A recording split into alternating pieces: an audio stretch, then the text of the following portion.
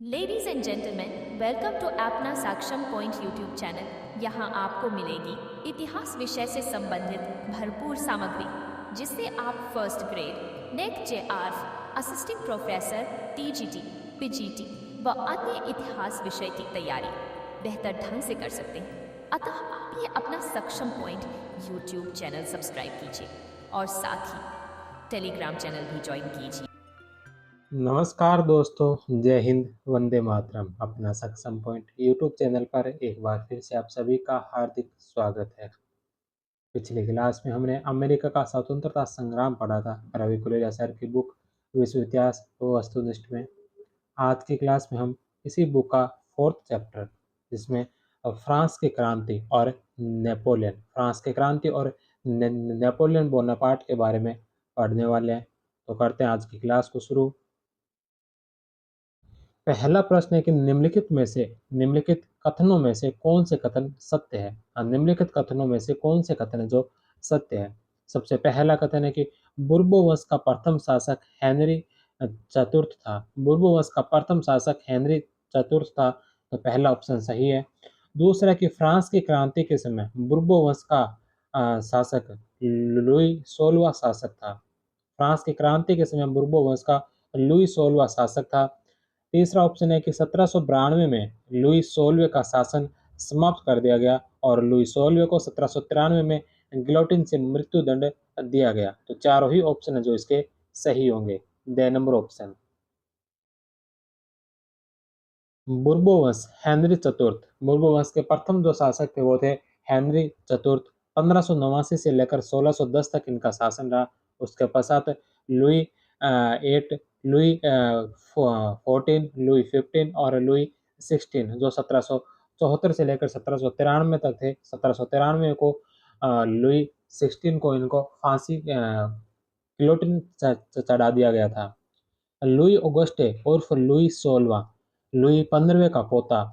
इसका जन्म 1754 में वर्साय में हुआ। 1770 में मेरी एंटोनेट के साथ इसका विवाह हुआ, जो कि ऑस्ट्रिया के सम्राट जोसेफ द्वितीय की बहन थी। स्वर्गीय महारानी मेरिया थेरेसा की बेटी थी। 21 जनवरी 1793 को लुई 16वें को प्लेस डी लो कॉनकॉर्ड में गिलोटिन पर चढ़ा दिया गया। 16 अक्टूबर को मेरी एंटोनेट को गिलोटिन पर चढ़ाया गया। नेक्स्ट क्वेश्चन है कि निम्नलिखित में से क्रांति से अभिभूत होकर उस समय अपने युवा एवं फ्रांसीसी न होने पर खेद प्रकट किया। किसने फ्रांस की क्रांति से अभिभूत होकर उस समय अपने युवा और फ्रांसीसी न होने पर खेद प्रकट किया था? William Wordsworth. The number option. उस नवप्रभात में जीवित होना ही वरदान था और युवक होना तो सरोगिक ही था। वर्ड्सवर्थ, इंग्लिश कवि। जर्मन फिलोसोफर कांट ने इसे विवेक की विजय कहा। जर्मन दार्शनिक हेगल ने फ्रेंच क्रांति की याद में पौधारोपण किया। एडमंड बर्क की प्रसिद्ध पुस्तक reflection on the revolution in France 1790 में प्रकाशित हुई। एडवर्ड बर्क ने कहा कि फ्रांसीसी क्रांति मुट्ठी भर बुद्धिजीवियों से प्रभावित लोगों द्वारा राजतंत्र के विरुद्ध षड्यंत्र था। जोसेफ जोसेफ दे माइत्रे की प्रसिद्ध पुस्तक कंसिडरेशन ऑन फ्रांस 1796 में प्रकाशित हुई। दे माइत्रे ने कहा कि प्रबोधन और क्रांति दोनों विनाशकारी है। प्रबोधन और क्रांति दोनों विनाशकारी है, क्योंकि यह न केवल धर्म नष्ट करती है, अपितु मनुष्य को बिना किसी देवीय शक्ति की मदद से जीने का आत्मविश्वास देती है। नेक्स्ट क्वेश्चन है कि लुई और एंटोनेट नामक पुस्तक किसने लिखी? लुई और एंटोनेट नामक पुस्तक किसने लिखी थी? विंसेंट क्रॉनिन। से नंबर ऑप्शन। ब्रिटिश लेखक विंसेंट क्रॉनिन ने लुई और Antoinette, Napoleon, the Florentine Renaissance जैसी किताबें लिखी थी। नेक्स्ट क्वेश्चन है कि फ्रांस की क्रांति के समय बुर्बो राजवंश की राजधानी थी। फ्रांस की क्रांति के समय बुर्बो राजवंश की राजधानी कौन सी थी? वर्साई। बे नंबर ऑप्शन।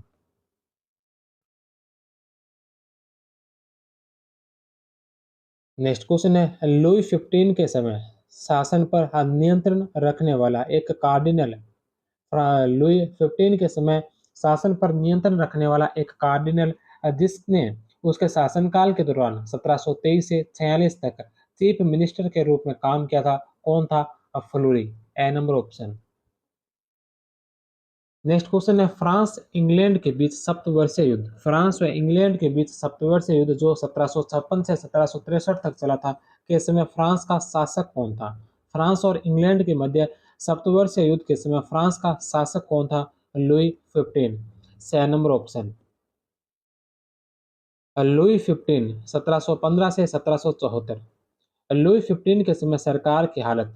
कार्लटन जे एच हेज की पुस्तक मॉडर्न यूरोप टू 1870 की इस पंक्ति से समझी जा सकती है कि लुई 15 के अधीन फ्रांस की सरकार प्रतिभा संपन्न व्यक्तियों की सरकार नहीं बल्कि पेटीकोट सरकार थी। लुई 15 ने स्वयं कहा कि वर्तमान व्यवस्था में मेरा समय तो कट जाएगा, मेरे मरने के बाद प्रलय होगी। नेक्स्ट क्वेश्चन है कि निम्नलिखित में से किसे यूरोप का बौद्धिक देवता कहा जाता है? निम्नलिखित में से किसे जो यूरोप का बौद्धिक देवता कहा जाता है? तो यूरोप का बौद्धिक देवता वाल्टेर को। Voltaire. The number option. Voltaire 1794 से 1694 से 1778। यूरोप का बौद्धिक देवता, प्रबोधन युग का देवता, संपादकों का राजा, साहित्यिक सम्राट कहे जाने वाले वाल्टेर का पूरा नाम फ्रांसवा मारी आर्वे। फ्रांसा मारी आर्वे था। वाल्टेर ने आजीवन चर्च और पोप का विरोध किया। वह पोप को विदेशी पादरी कहा करता था। चर्च के भ्रष्टाचार का विरोध करते हुए उसने लिखा कि इन भ्रष्ट चीजों को नष्ट कर दो। अन्य प्रमुख कथन। दुनिया में दुनिया में एक ही तो ईसाई था, उसे सलीब पर टांग दिया गया। हो सकता है मैं आपके विचारों से सहमत न हूं, लेकिन आपके विचार प्रकट करने के अधिकारों की रक्षा करूंगा। इसके अलावा यदि ईश्वर का अस्तित्व नहीं है तो उसे उत्पन्न करना होगा। ईश्वर स्वयं को प्रकृति और मानव हृदय में अभिव्यक्त करता है, बाइबल और चर्च में नहीं। मैं 100 चूहों की अपेक्षा एक सिंह द्वारा शासित होना पसंद करूंगा। नेक्स्ट क्वेश्चन है कि निम्नलिखित में से कौन सी कृति वाल्तेर की नहीं है? निम्नलिखित में से कौन सी कृति है जो वाल्तेर की नहीं है? सबसे पहले नंबर पर लुई 14 का युग, इडिपस और ट्रीटाइज ऑन टॉलरेंस। लुई 14 का युग, इडिपस और ट्रीटाइज ऑन टॉलरेंस ये तीनों वाल्टेर की कृतियां हैं। पर्शियन लेटर्स जो मोंटेस्क्यू की पुस्तक है। Persian letters, spirit of laws, separation of power ये सभी मोंटेस्क्यू की पुस्तकें हैं। पर्शियन लेटर्स एक फिक्शन है जिसमें दो ईरानी यात्री फ्रांस की यात्रा करते समय वहां के समाज के विभिन्न पक्षों पर अपने पत्रों के माध्यम से व्यंग्य करते हैं। वाल्टेर की रचना का नाम लेटर्स ऑन इंग्लिश या letters letters concerning the English nation है, जिसे पार्लियामेंट में जलाने का आदेश दिया गया था। जब पहली बार वाल्टेर को फ्रांस से निष्कासित किया गया तब वह ब्रिटेन में रहा। अंग्रेजों से प्रभावित होकर उसने फ्रांस आकर यह किताब लिखी।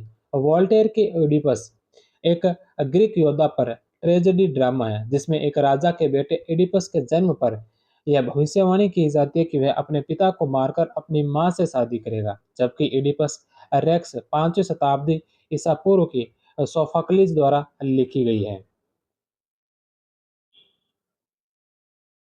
नेक्स्ट क्वेश्चन है कि फ्रांसीसी क्रांति की आत्मा किन्हें कहा जाता है? फ्रांसीसी क्रांति की आत्मा जो किसे कहा जाता है? फ्रांसीसी क्रांति की आत्मा कहा जाता है दार्शनिकों को। छह नंबर ऑप्शन। 18वीं शताब्दी के फ्रांसीसी दार्शनिकों को फ्रांसीसी क्रांति की आत्मा कहा गया। इन्हें फिलोसोइज भी कहा जाता है। नेक्स्ट क्वेश्चन है कि निम्नलिखित में से किस फ्रांसीसी दार्शनिक ने राजा के दैवीय अधिकारों का विरोध करते हुए संवैधानिक राजतंत्र का समर्थन किया? निम्नलिखित में से निम्नलिखित में से किस फ्रांसीसी दार्शनिक ने राजा के दैवीय अधिकारों का विरोध करते हुए संवैधानिक राजतंत्र का समर्थन किया और नियंत्रण व संतुलन बनाए रखने के लिए कार्यपालिका, व्यवस्थापिका व न्यायपालिका में शक्ति पृथक्करण का सिद्धांत दिया था? मोंटेस्क्यू। मोंटेस्क्यू 1689 से 1755 ईस्वी। मोंटेस्क्यू का मूल नाम चार्ल्स लुई सेकंड था और यह एक वकील, न्यायविद, दार्शनिक, राजनीतिक विचारक, उपन्यासकार व इतिहासकार था। नेक्स्ट क्वेश्चन है कि निम्नलिखित में से कौन सा फ्रांसीसी दार्शनिक पर्सा के राजा फ्रेडरिक द ग्रेट का मित्र था? निम्नलिखित में से कौन सा फ्रांसीसी दार्शनिक पर्सा के राजा फ्रेडरिक द ग्रेट का मित्र था और 3 वर्ष तक बर्लिन में उसके दरबार में रहा? और Voltaire, the number option. Next question है कि निम्नलिखित में से किस फ्रांसीसी दार्शनिक को लगभग 1 वर्ष तक बास्टिल जेल में बंदी बनाकर रखा गया? निम्नलिखित में से किस फ्रांसीसी दार्शनिक को लगभग 1 वर्ष तक बास्टिल जेल में बंदी बनाकर रखा गया था? और वाल्टेर को, ए नंबर ऑप्शन। 1717 से 18 के दौरान वाल्टेर जेल में रहा। इसी समय उसने इडिपस लिखी। निष्कासित किए जाने पर 1726 से 28 तक वह इंग्लैंड में रहा। 1750 से 53 तक वह बर्लिन में फ्रेडरिक द्वितीय के दरबार में रहा। 1754 से 1778 तक वह स्विट्जरलैंड में रहा। 1778 में वह फ्रांस लौटा। उसी वर्ष पेरिस में उसकी मृत्यु हो गई। विद्रोह को ही लेटर्स ऑन द ब्लाइंड के लिए कुछ माह विंसेस में कैद रखा गया। नेक्स्ट क्वेश्चन है कि अगर रूसो नहीं होता तो फ्रांस की क्रांति नहीं होती। अगर रूसो नहीं होता तो फ्रांस की क्रांति नहीं होती। किसका कथन है? नेपोलियन का, से नंबर ऑप्शन।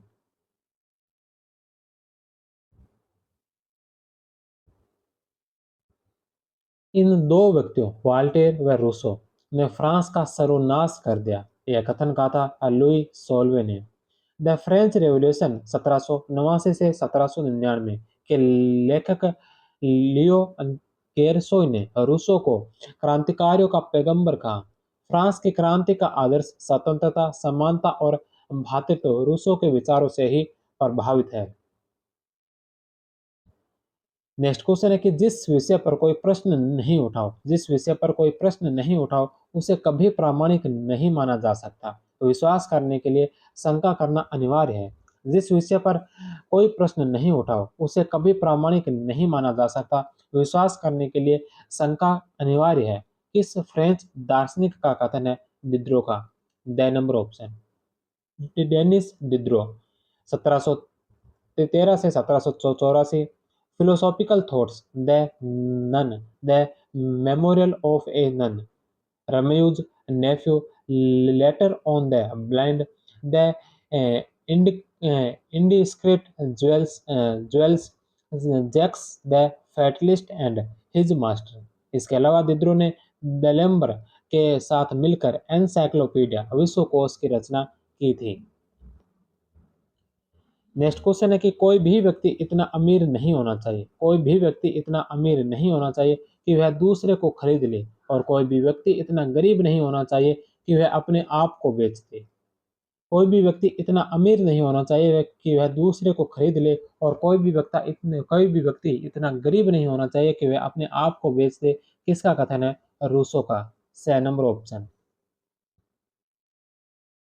मनुष्य स्वतंत्र पैदा हुआ, फिर भी वह हर जगह जंजीरों से जकड़ा हुआ है। रूसो का यह कथन 1762 में प्रकाशित अपनी पुस्तक सोशल कॉन्ट्रैक्ट में लिखा है।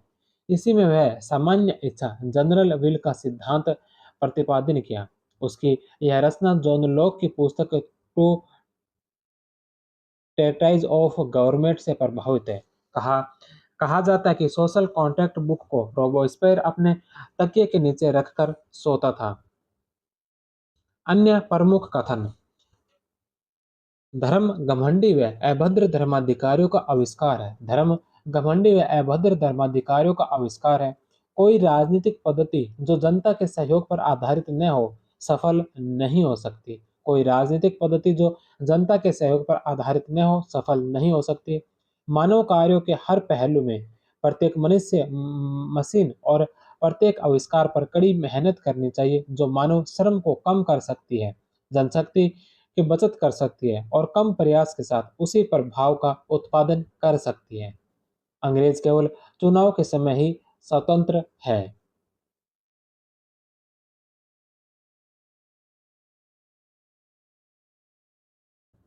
नेक्स्ट क्वेश्चन है, निम्नलिखित में से कौन सी रचना दिद्रो की नहीं है? निम्नलिखित में से कौन सी रचना जो दिद्रो की नहीं है? इसमें से जो 4 रचनाएं दे रखी है, सबसे पहले नंबर पर है मेमोइर्स ऑन द नन, जो दिद्रो की रचना है। फिलोसॉफिकल थॉट भी दिद्रो की है। लेटर्स ऑन द ब्लाइंड, यह भी दिद्रो की है।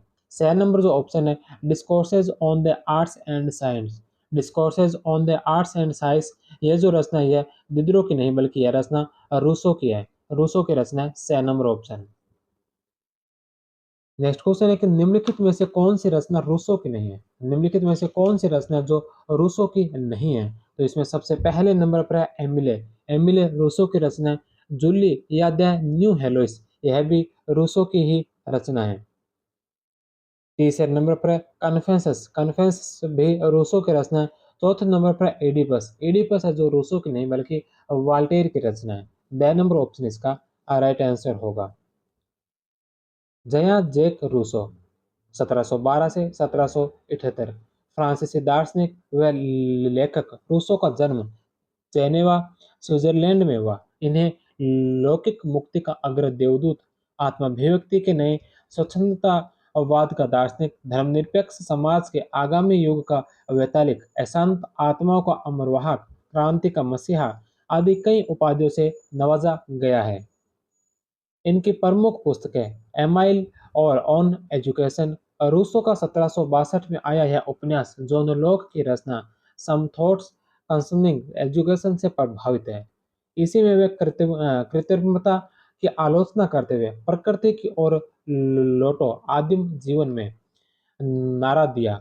दूसरी अध्याय सोशल कॉन्ट्रैक्ट 1762 में प्रकाशित, जिसमें कहा गया कि मनुष्य स्वतंत्र पैदा हुआ पर वह हर जगह जंजीरों से जकड़ा हुआ है।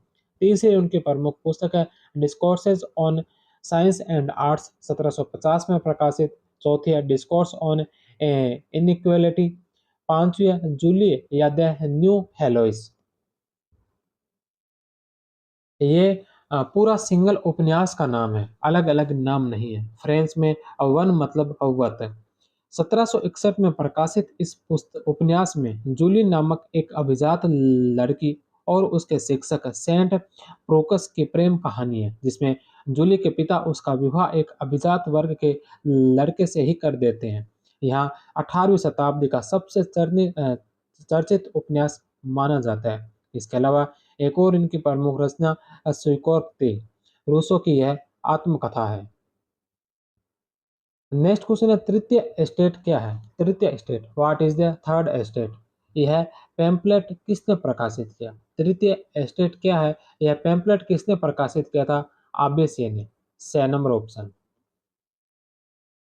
नेक्स्ट क्वेश्चन है कि निम्नलिखित में से कौन सा सुमेलित नहीं है।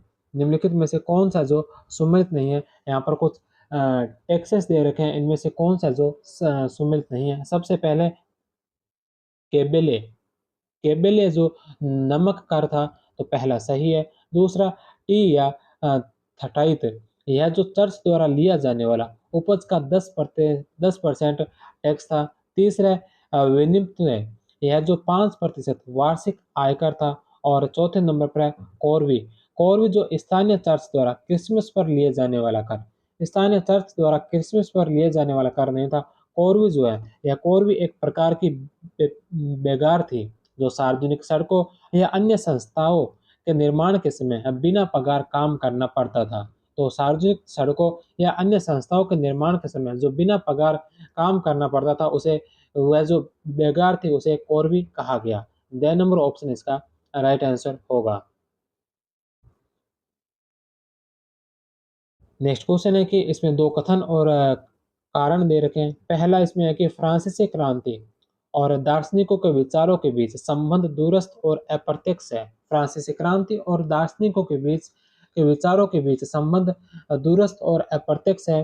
दूसरा कि फ्रांस की क्रांति के दौरान दार्शनिकों के सिद्धांतों का प्रयोग अक्सर ऐसी कार्यवाहियों को उचित ठहराने के लिए किया गया।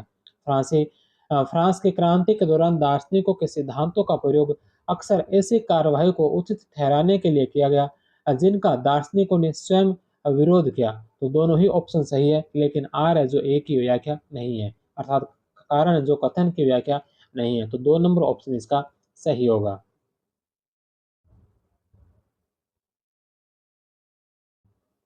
नेक्स्ट क्वेश्चन है फ्रांसीसी क्रांति में फिजियोक्रेट्स कौन सा वर्ग था। फ्रांसीसी क्रांति में फिजियोक्रेट्स कौन सा वर्ग था। अर्थशास्त्री। बे नंबर ऑप्शन। फिजियोक्रेट्स यह फ्रांस में फ्रांसवा क्वेंजना के नेतृत्व में 18वीं शताब्दी के अर्थशास्त्रियों के एक समूह द्वारा किया गया एक आर्थिक सिद्धांत है। इन आर्थिक दार्शनिकों को फिजियोक्रेट्स कहा गया। क्वेंजने का कहना है कि राष्ट्र की संपत्ति पूरी तरह कृषि पर आधारित है, लेकिन क्वेंजने यह नहीं समझ सका कि विनिर्माण कैसे संपत्ति पैदा कर सकता है। कार्ल मार्क्स ने भी दास कैपिटल में बताया कि फिजियोक्रेट्स मानते हैं कि केवल कृषि श्रम ही उत्पादक है, वहीं सरप्लस पैदा कर सकता है। नेक्स्ट क्वेश्चन है कि लुई सोल्वे ने किसे अपना पहला वित्त मंत्री नियुक्त किया। लुई सोल्वे ने किसे अपना पहला वित्त मंत्री नियुक्त किया था। तुर्गो को। बे नंबर ऑप्शन। तुर्गो 1774 से 76 तक ने 4 सूत्री कार्यक्रम घोषित किया। ऋण नहीं, नए टैक्स नहीं, दिवालियापन नहीं और राज्य के खर्च में कमी। उसने लुई सोल्वे को श्रेणी, गिल्ड प्रथा की समाप्ति, अनाज पर लगने वाले कर व विशेषाधिकार की समाप्ति व मुक्त व्यापार की सिफारिश दी। लुई सोल्वे द्वारा पद से हटाने पर उसने कहा कि आप यह कभी मत भूलना कि वो चार्ल्स प्रथम की दुर्बलता ही थी जिसके कारण उसने अपना सिर कटवाना पड़ा था। नेक्स्ट क्वेश्चन है कि निम्नलिखित फ्रांसीसी वित्त मंत्रियों और उनके कार्यकाल को सुमेलित कीजिए। फ्रांसीसी वित्त मंत्री और उनके कार्यकाल। सबसे पहले नंबर पर है नेकर। नेकर का जो कार्यकाल था वह था 1776 से 1781 तक फ्रांस में वित्त मंत्री के पद पर रहे थे। दूसरे नंबर पर है ब्रेन। ब्रेन 1787 से 1788 तक। तीसरे नंबर पर है तुर्गो। तुर्गो जो 1774 से 1776 तक और चौथे नंबर पर है कैलोन। कैलोन जो 1783 से लेकर 1787 तक फ्रांस में वित्त मंत्री के पद पर रहे थे। डी, सी, बी और A. The number option. Turgot 1774 से 76, नेकर 1776 से 81, फ्लोरी 1781 से 83, कैलोन 1783 से 87, ब्रेन या ब्रिय 1787-88 और नेकर जो 1788 में फ्रांस के वित्त मंत्री के पद पर रहे। नेक्स्ट क्वेश्चन है कि लुई सोलवे के काल में फ्रांस के किस वित्त महानिदेशक ने लुई सोलवे के काल में फ्रांस के किस वित्त महानिदेशक ने सर्वप्रथम आय व्यय का विवरण कॉन्ट रांडोयो प्रकाशित करवाया था। नेकर ने। 6 नंबर ऑप्शन। कंप्लीट रांडोयो एयू रोयो a report to the king नामक राज्य के आय व्यय का विवरण जैक्स नेकर ने प्रकाशित करवाया। इसी से मेरी एंटोनेट की अपव्ययता के बारे में लोगों को पता चला। नेकर को पद से हटा दिया गया। उसके पश्चात उसने the administration of the finance of France की रचना की, जिसकी 1200 प्रतियां बिक गई। नेकर को देश से निकाला दे दिया गया। नेक्स्ट क्वेश्चन है कि निम्नलिखित में से फ्रांस के किन शासकों के काल में एस्टेट जनरल के अधिवेशन हुए।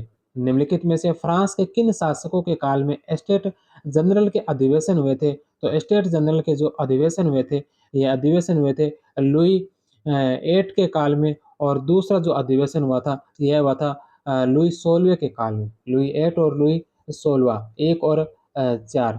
बे नंबर ऑप्शन।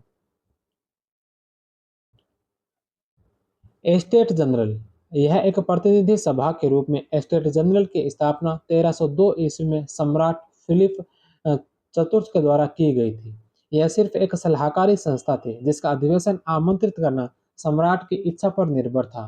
लुई तेरहवें के समय 1614 के बाद लुई तेरहवें के समय 1614 के बाद जो 175 वर्षों तक इसका कोई अधिवेशन नहीं हुआ। इसके बाद लुई 16वें के काल में 5 मई 1789 को इसका अधिवेशन हुआ।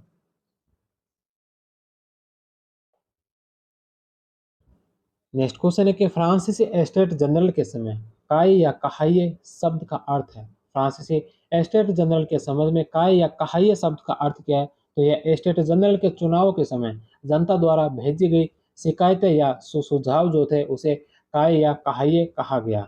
6 नंबर ऑप्शन। नए कर लगाने का प्रस्ताव पारित करने के लिए विवश होकर लुई 16वें को 5 मई 1789 को सामान्य सभा एस्टेट जनरल बुलानी पड़ी। जनता ने सामान्य सभा के चुनाव को गंभीरता से लिया। प्रत्येक चुनाव क्षेत्र में मतदाता अपने अपने स्टेट के अनुसार एकत्रित हुए और सबने अपनी अपनी मांगों की सूचियां अथवा काय तैयार की। नेक्स्ट क्वेश्चन है कि निम्नलिखित में से किस वित्त मंत्री ने लुईस सोलवे को कुलीनों और पादरियों व जनसाधारण की तरह कर लगाने और कुलीनों की सभा बुलाने का प्रस्ताव दिया? निम्नलिखित में से किस वित्त मंत्री ने लुईस सोलवे को कुलीनों और पादरियों पर जनसाधारण की तरह कर लगाने और कुलीनों की सभा बुलाने का प्रस्ताव दिया था? कैलोन ने। The number option.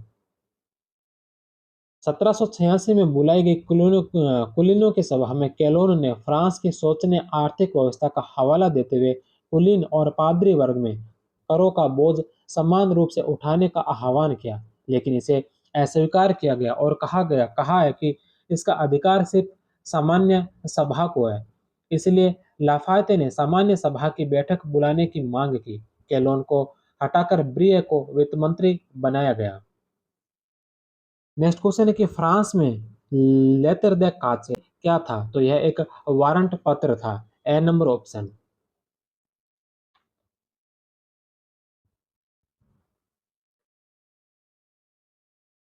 Later the काचे राजा द्वारा हस्ताक्षरित छापे हुए वारंट पत्र जिस पर नाम का स्थान रिक्त होता था। इस पर किसी का नाम लिखकर अधिकारी मनमाने ढंग से गिरफ्तार कर लेते थे। नेक्स्ट क्वेश्चन है कि फ्रांस के फ्रांस के एस्टेट जनरल के थर्ड एस्टेट ने स्वयं को नेशनल असेंबली कब घोषित किया? फ्रांस की एस्टेट जनरल के थर्ड एस्टेट ने स्वयं को नेशनल असेंबली कब घोषित किया था? 17 जून 1789 को। बे नंबर ऑप्शन। एस्टेट जनरल की बैठक 5 मई 1789 को शुरू हुई। अगले दिन थर्ड एस्टेट ने खुद को अलग करते हुए नया नाम कम्यून रख दिया। 17 जून को पादरी वर्ग का समर्थन हासिल करने के बाद थर्ड एस्टेट ने खुद को नेशनल असेंबली घोषित कर दिया। 20 जून को टेनिस कोर्ट में अवेली की अध्यक्षता में शपथ ली गई। 9 जुलाई को नेशनल असेंबली ने खुद को संविधान सभा कॉन्स्टिट्यूशन असेंबली घोषित कर दिया। 14 जुलाई 1789 को बास्टिल के दुर्ग का पतन हुआ। 4 अगस्त 1789 को फ्रांस में सामंतवादी प्रथा का अंत हुआ। 27 अगस्त 1789 को फ्रांस में मानवाधिकारों की घोषणा की गई। नेक्स्ट क्वेश्चन है कि फ्रांस में टेनिस कोर्ट की शपथ कब ली गई? फ्रांस में टेनिस कोर्ट की शपथ कब ली गई थी? 20 जून 1789 को। सी नंबर ऑप्शन। 20 जून 1789 को कुलीनों के प्रभाव में आकर सम्राट ने तृतीय सदन के सभा भवन पर ताला लगवा दिया। अतः पास के टेनिस कोर्ट में जीन बेली की अध्यक्षता में शपथ ली गई। नेक्स्ट क्वेश्चन है कि फ्रांस में मानवाधिकारों की घोषणा के संबंध में किसने कहा? फ्रांस में मानवाधिकारों की घोषणा के संबंध में किसने कहा कि यह कागज का एक छोटा टुकड़ा नेपोलियन की पूरी सेना से भी अधिक शक्तिशाली सिद्ध हुआ? फ्रांस में मानवाधिकारों की घोषणा के संबंध में किसने कहा था कि यह कागज का एक छोटा सा टुकड़ा नेपोलियन की पूरी सेना से भी अधिक शक्तिशाली सिद्ध हुआ? तो यह कहा था लॉर्ड एक्टन ने। Number option. नेक्स्ट क्वेश्चन है कि 5 अक्टूबर 1789 को किस नारे को लगाते हुए महिलाओं ने वर्साई के महल को घेर लिया? 5 अक्टूबर 1789 को किस नारे को लगाते हुए महिलाओं ने वर्साई के महल को घेर लिया था? तो नारा लगाया था हमें रोटी दो। सी नंबर ऑप्शन। रानी मेरी एंटोनेट ने कहा कि इन्हें रोटी नहीं मिली तो ये केक क्यों नहीं खाते? वर्साई से भीड़ के साथ नेशनल गार्ड के मुखिया लाफायते के सुरक्षा घेरे में राजा रानी को परिवार सहित लाया जा रहा था।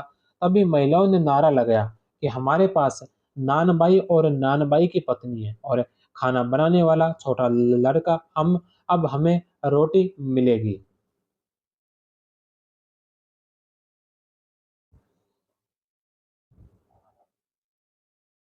नेक्स्ट क्वेश्चन है कि फ्रांस में क्रांति के उपरांत संविधान सभा के कार्यों के संबंध में फ्रांस में क्रांति के उपरांत संविधान सभा में कार्यों के संबंध में कौन सा कथन है जो इनमें से सही नहीं है? कौन सा कथन इसमें से सही नहीं है? सबसे पहले मानवाधिकारों की घोषणा की गई।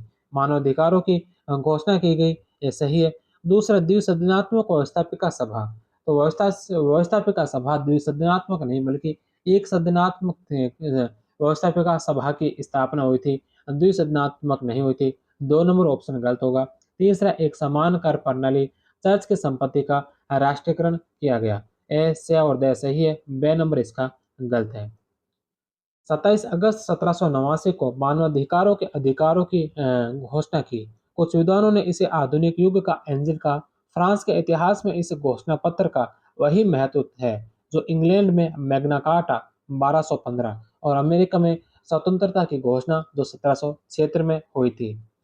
सम्राट के हस्ताक्षर के साथ संविधान सभा ने 1791 में फ्रांस का लिखित संविधान तैयार किया। इसमें 745 सदस्यों वाली एक सदनात्मक व्यवस्थापिका सभा की स्थापना की गई। इसका कार्यकाल 2 वर्ष का व मतदान परोक्ष रूप से होना था। इसके लिए नागरिकों को सक्रिय व निष्क्रिय दोनों भागों में बांटा गया। वे नागरिक जो न्यूनतम 3 दिन की आय कर के रूप में देते हो वह आयु कम से कम 25 वर्ष हो, सक्रिय नागरिक माने गए। नेक्स्ट क्वेश्चन है कि सिविल कॉन्स्टिट्यूशन ऑफ कलर्जी किसके लिए था? सिविल कॉन्स्टिट्यूशन ऑफ कलर्जी किसके लिए था? पादरी वर्ग, बे नंबर ऑप्शन। नेशनल असेंबली ने धार्मिक स्वतंत्रता की घोषणा करते हुए पादरियों के लिए संविधान लागू किया। पादरियों को इस संविधान के प्रति शपथ लेनी पड़ती थी। जिन्होंने शपथ ली वे जुर्रर कहलाए, जिन्होंने नहीं ली वे गैर जुर्रर कहलाए। नेक्स्ट क्वेश्चन है कि क्रांति के उपरांत स्वीकार किए गए फ्रांसीसी झंडे तिरंगे में निम्नलिखित में से कौन सा रंग नहीं था? तिरंगे में कौन सा रंग नहीं था? तो इसमें नीला रंग था, लाल रंग था और इसके अंदर जो सफेद रंग था। ब्लू, व्हाइट और रेड था। ग्रीन कलर नहीं था। बाएं से दाएं, सबसे बाएं ब्लू, फिर व्हाइट और रेड। से नंबर ऑप्शन ग्रीन कलर इसमें नहीं था। नेक्स्ट क्वेश्चन है कि फ्रांस की क्रांति के पश्चात संविधान सभा ने फ्रांस को कितने डिपार्टमेंट या प्रांतों में बांटा? फ्रांस की क्रांति के पश्चात संविधान सभा में फ्रांस को कितने डिपार्टमेंट में बांटा था? 83, the number option 83 department. Department को 374 कैंटन्स में और कैंटन्स को कम्यून में बांटा गया था। नेक्स्ट क्वेश्चन है कि जैकोबिन दल के संबंध में कौन से कथन सत्य है? जैकोबिन दल से संबंधित कौन कौन से कथन इसमें से सही है? सबसे पहला कि इसका पुराना नाम, जैकोबिन दल का पुराना नाम society of the friends of the constitution था।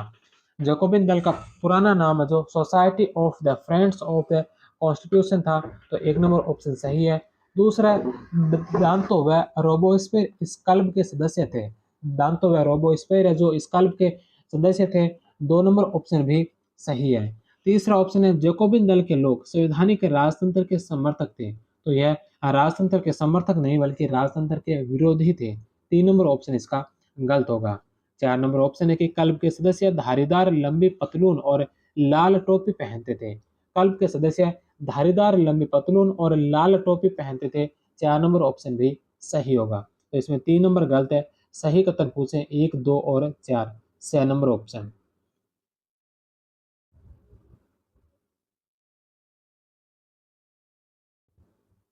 Society of the friends of the constitution की स्थापना 1789 में हुई। पेरिस की जैकोबिन मोनेस्ट्री में इसके सदस्य एकत्रित होते थे। बाद में इनका नाम society of the Jacobian friend of freedom and equality हो गया, जिसे शॉर्ट में जैकोबिन क्लब कहा जाने लगा। यह माउंटेन्स भी कहलाए। प्रारंभ में मेराबो व लाफार्ते भी इसके सदस्य थे। ये राजतंत्र के घोर विरोधी थे। नेक्स्ट क्वेश्चन है कि निम्नलिखित में से कौन है जीरोंदिस्त दल का सदस्य था? निम्नलिखित में से कौन है जो जीरोंदिस्त दल का सदस्य था? Jacques Pierre Brissot, the number option. Girondist Brissot Condorcet से पैटन मैडम रोला, पूरा नाम जया मेरी रोलैंड। जीरोंदिस्त पेरिस के प्रभुत्व के विरोधी थे। कंडोरसे ने रोबोस्पेयर के काल में आतंक के शासन से डरकर आत्महत्या कर ली। ब्रिसट को 31 अक्टूबर 1793 को गिलोटिन पर चढ़ाया गया। 8 नवंबर 1793 को जब मिसेस रोलैंड को गिलोटिन पर चढ़ाया गया तो उसने कहा कि ओह स्वतंत्रता, तुम्हारे नाम पर क्या क्या पाप किए जाते हैं। 1794 में कंडोर से की भी गिरफ्तारी के बाद संदेहजनक परिस्थितियों में उसकी मौत हो गई। फ्रांसवा बुर्जो और पेटियन ने एक दूसरे को गोली मारकर जान दे दी। नेक्स्ट क्वेश्चन है कि फ्रांस की क्रांति के दौरान नागरिक क्या कहलाए? फ्रांस की क्रांति के दौरान वे नागरिक क्या कहलाए जो क्रांति के विरोधी थे और फ्रांस छोड़कर अन्य देशों में शरण लिए? फ्रांस की क्रांति के समय वे नागरिक जो फ्रांस के इस क्रांति के विरोधी थे और फ्रांस छोड़कर अन्य देशों में शरण ली, उन्हें क्या कहा गया? एमिग्रे। ए नंबर ऑप्शन। नेक्स्ट क्वेश्चन है कि 27 अगस्त 1791 को निम्नलिखित में से किसके द्वारा फ्रांस में राजतंत्र की पुनर्स्थापना हेतु एक संयुक्त घोषणा की?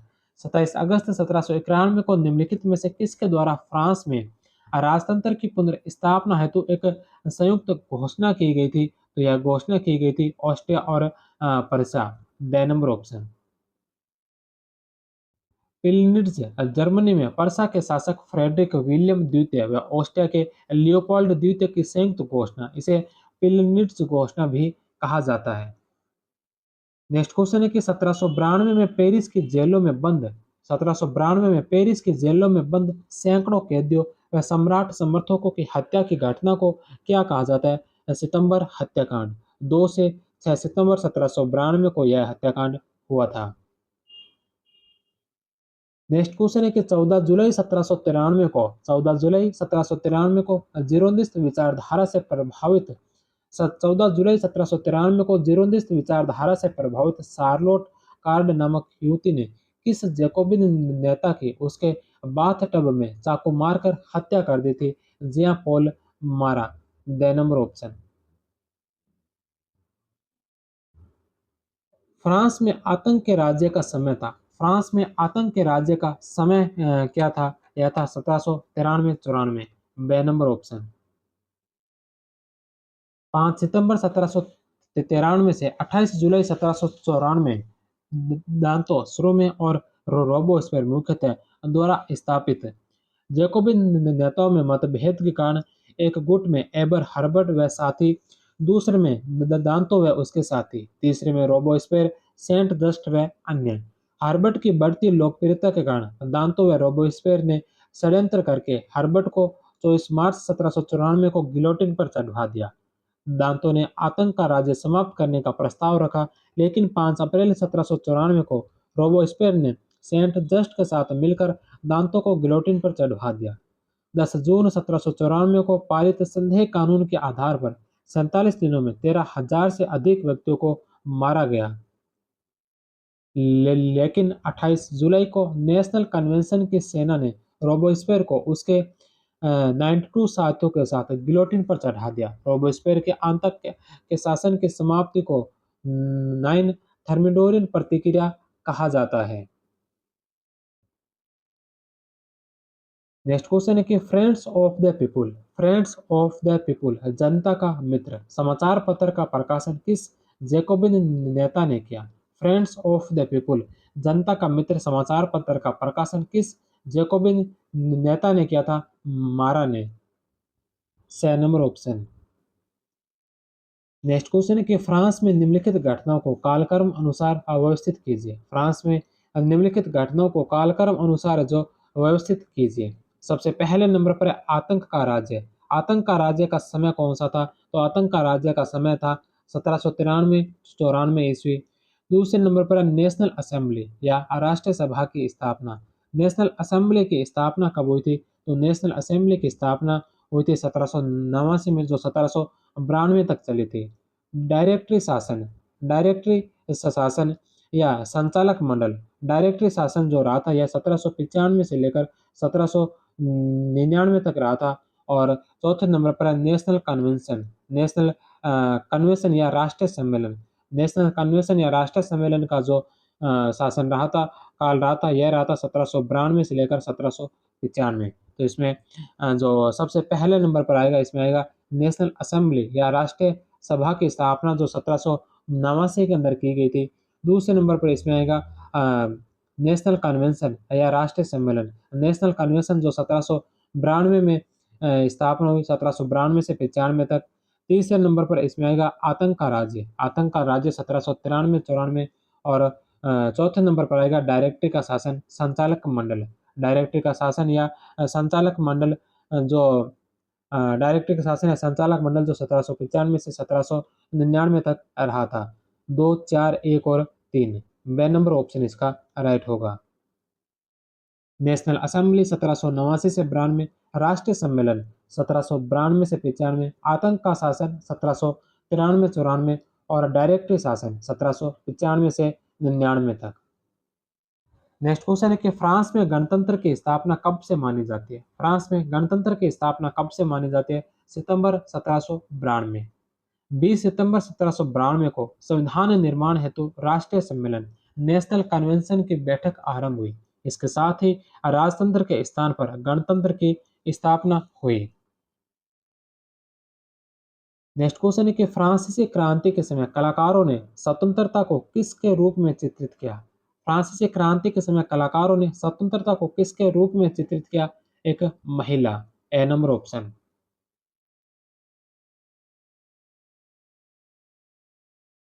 नेक्स्ट क्वेश्चन है कि पुरातन व्यवस्था के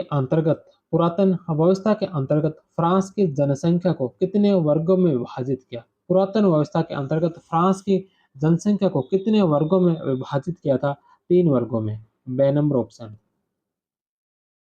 नेक्स्ट क्वेश्चन है कि निम्नलिखित में से किसे जुलाई क्रांति कहा जाता है? जुलाई क्रांति किसे कहा जाता है? 1830 की फ्रांसीसी क्रांति को, बे नंबर ऑप्शन।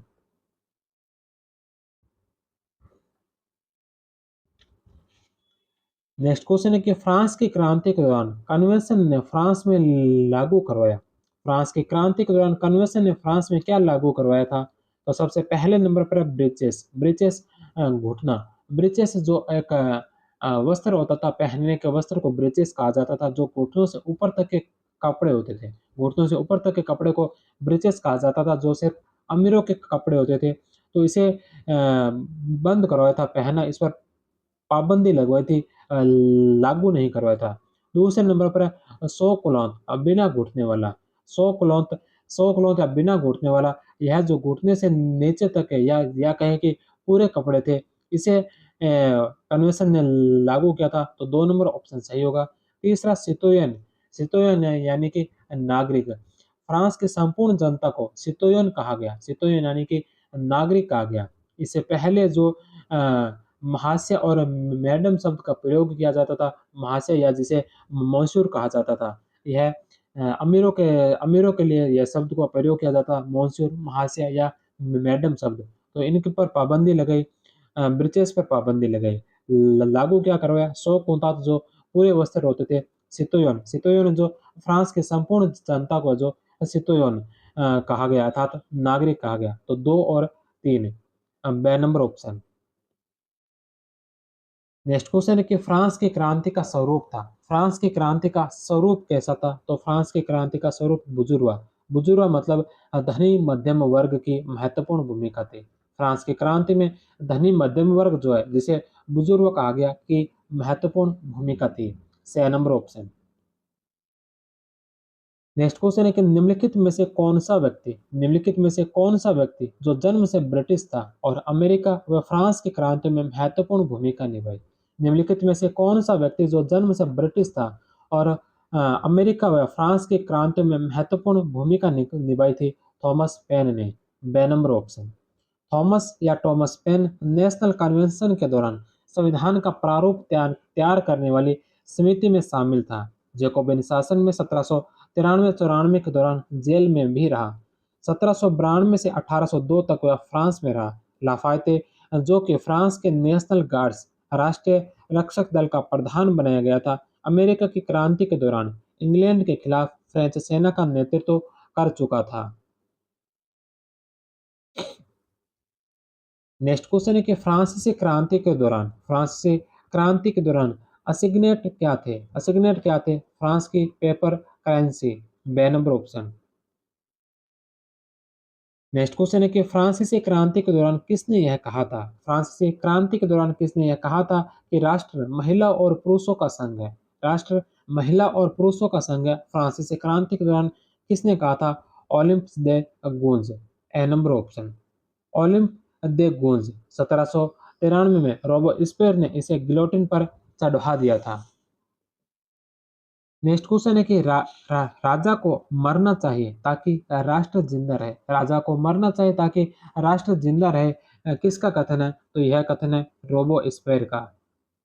रोबोस्पेयर ने कहा कि राजा को मरना चाहिए ताकि राष्ट्र जिंदा रहे। The number option. Next question है कि 1795 ईस्वी में फ्रांस में बे, बेबूफ के नेतृत्व में किस संस्था ने तत्कालीन प्रशासन के नेतृत्व में मध्यम वर्ग के अत्यधिक प्रभाव के विरुद्ध विद्रोह किया? 1795 में फ्रांस में बेबूफ के नेतृत्व में किस संस्था ने तत्कालीन प्रशासन के नेतृत्व में मध्यम वर्ग के अत्यधिक प्रभाव के विरुद्ध विद्रोह किया था? Society of equals. The number option.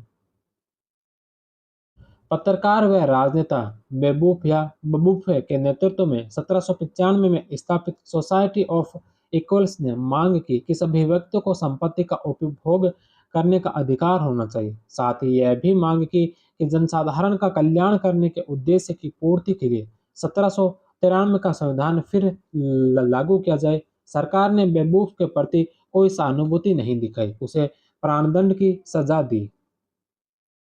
कुछ स्रोतों में अक्टूबर 1795 में बबूफे द्वारा सोसाइटी ऑफ पैंथेन की स्थापना की जानकारी है। 1796 में बबूफे के द्वारा डायरेक्टरी शासन को समाप्त करने के लिए बनाई गई योजना को नेपोलियन ने विफल कर दिया। 1797 में इसे मृत्युदंड दिया गया। नेक्स्ट क्वेश्चन है कि फ्रांस की क्रांति को किसने मानव जाति के जीवन में धर्म सुधार आंदोलन के बाद होने वाला सबसे प्रमुख आंदोलन बताया? फ्रांस की क्रांति को किसने मानव जाति के जीवन में धर्म सुधार आंदोलन के बाद होने वाला सबसे प्रमुख आंदोलन बताया था? हार्डर ने। The number option. Next question है कि नेपोलियन बोनापार्ट के संबंध में निम्नलिखित में से कौन सा सुमेलित नहीं है? नेपोलियन बोनापार्ट के संबंध में कौन सा जो सुमेलित नहीं है? सबसे पहले नंबर पर है जन्म। नेपोलियन बोनापार्ट का जन्म 15 अगस्त 1769 को अजास्यो में हुआ था। इनके पिता का नाम कार्लो बोनापार्ट था, माता का नाम लोटिजिया रमोलिनी था। मृत्यु 5 मई 1820 को 5 मई 1820 को नहीं बल्कि 5 मई 1821 को हुई थी। मृत्यु 5 मई 1821 को हुई थी, 20 को नहीं। और सेंट लूसिया द्वीप पर नहीं बल्कि सेंट हेलेना द्वीप पर हुई थी। तो द नंबर ऑप्शन गलत है। मृत्यु 5 मई 1821 को सेंट हेलेना द्वीप पर हुई थी।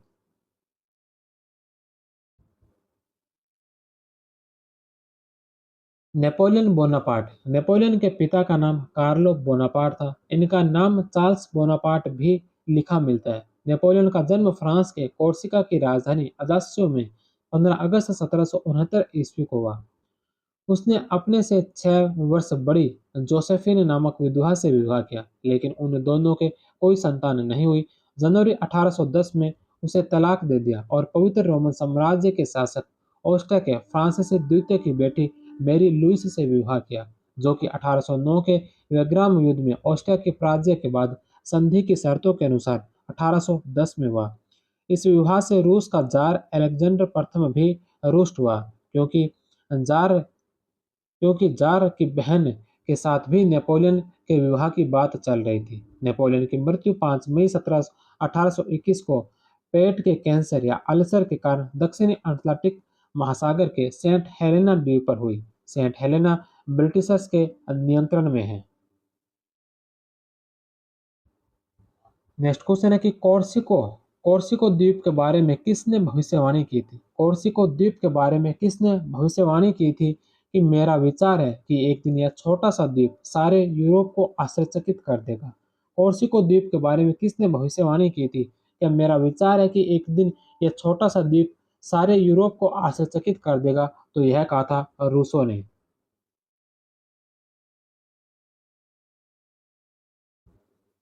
स नंबर ऑप्शन रूसो।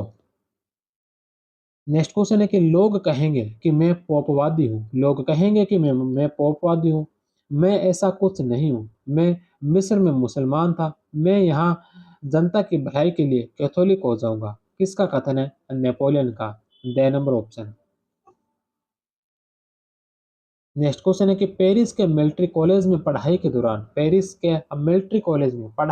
1785 में नेपोलियन ने किस पुस्तक को पढ़ा और उसे रुचिकर बताया?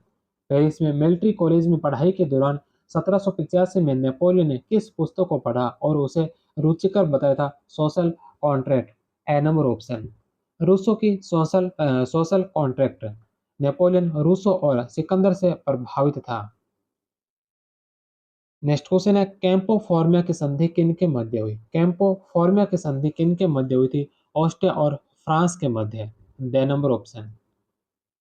17 अक्टूबर 1797 को हुई इस संधि की प्रमुख शर्तें। इस संधि की प्रमुख शर्तें कौन कौन सी थी?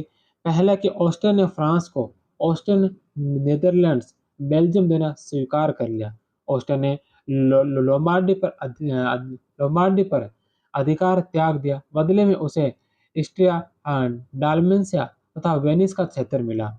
ऑस्ट्रिया ने राइन नदी के दक्षिणी तट का तिहाई भाग, जो पवित्र रोमन साम्राज्य का हिस्सा था, फ्रांस को देना स्वीकार किया।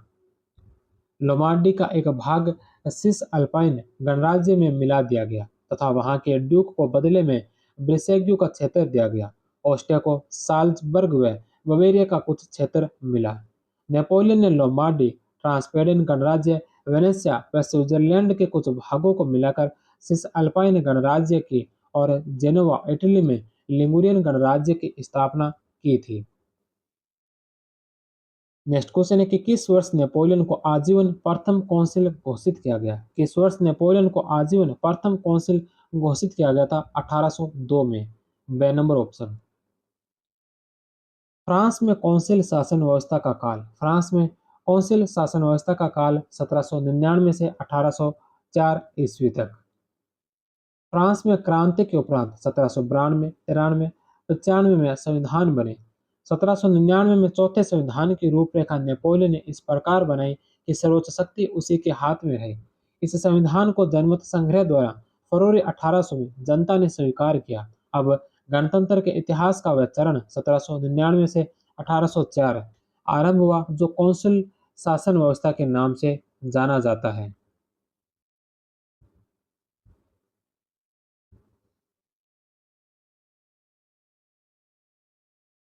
नेक्स्ट क्वेश्चन है कि नेपोलियन के इटली अभियान 1796 से 93 के संबंध में निम्न युद्धों को कालक्रम अनुसार व्यवस्थित कीजिए। नेपोलियन के इटली अभियान 1796 से 93 में के संबंध में निम्नलिखित युद्धों को व्यवस्थित कीजिए। सबसे पहले नंबर पर है रिवोली का युद्ध। रिवोली का युद्ध कब हुआ था? तो रिवोली का युद्ध हुआ था 1797 में, जनवरी 13 से 14 जनवरी 1797 को जो रिवोली का युद्ध हुआ था। दूसरे नंबर पर है आर्कोला का युद्ध। आर्कोला का युद्ध कब हुआ था? तो आर्कोला का युद्ध हुआ था 15 से 17 नवंबर 1796 को। आर्कोला का युद्ध 1796 में हुआ था, 15 से 17 नवंबर को। रिवोली का युद्ध जो हुआ था, यह हुआ था 13 से 14 जनवरी 1797 को। तीसरे नंबर पर है लोदी का युद्ध। यह जो युद्ध हुआ था, यह हुआ था 1796 में, 10 मई 1796 में। और चौथे नंबर पर है बसानो का युद्ध। बसानो का जो युद्ध हुआ था, यह हुआ था 8 सितंबर 1796 को। तो इसमें सबसे पहले नंबर पर आएगा लोदी का युद्ध, जो 10 मई 1796 को हुआ था। दूसरे नंबर पर इसमें आएगा बसानो का युद्ध। बसानो का युद्ध जो सितंबर 1796 का है।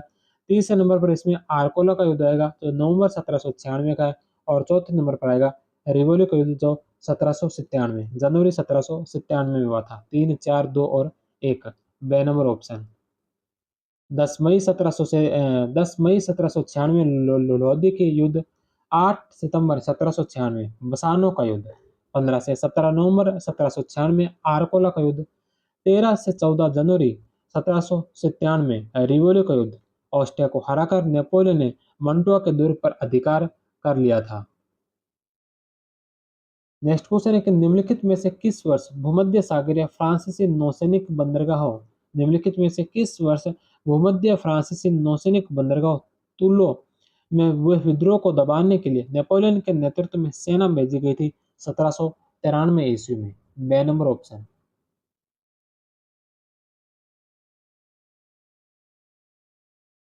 1793 में राजतंत्रवादी विद्रोहियों ने ब्रिटिशर्स के सहयोग से टुल्लो में विद्रोह कर दिया और पोर्ट पर ब्रिटिश बेड़े ने कब्जा कर लिया।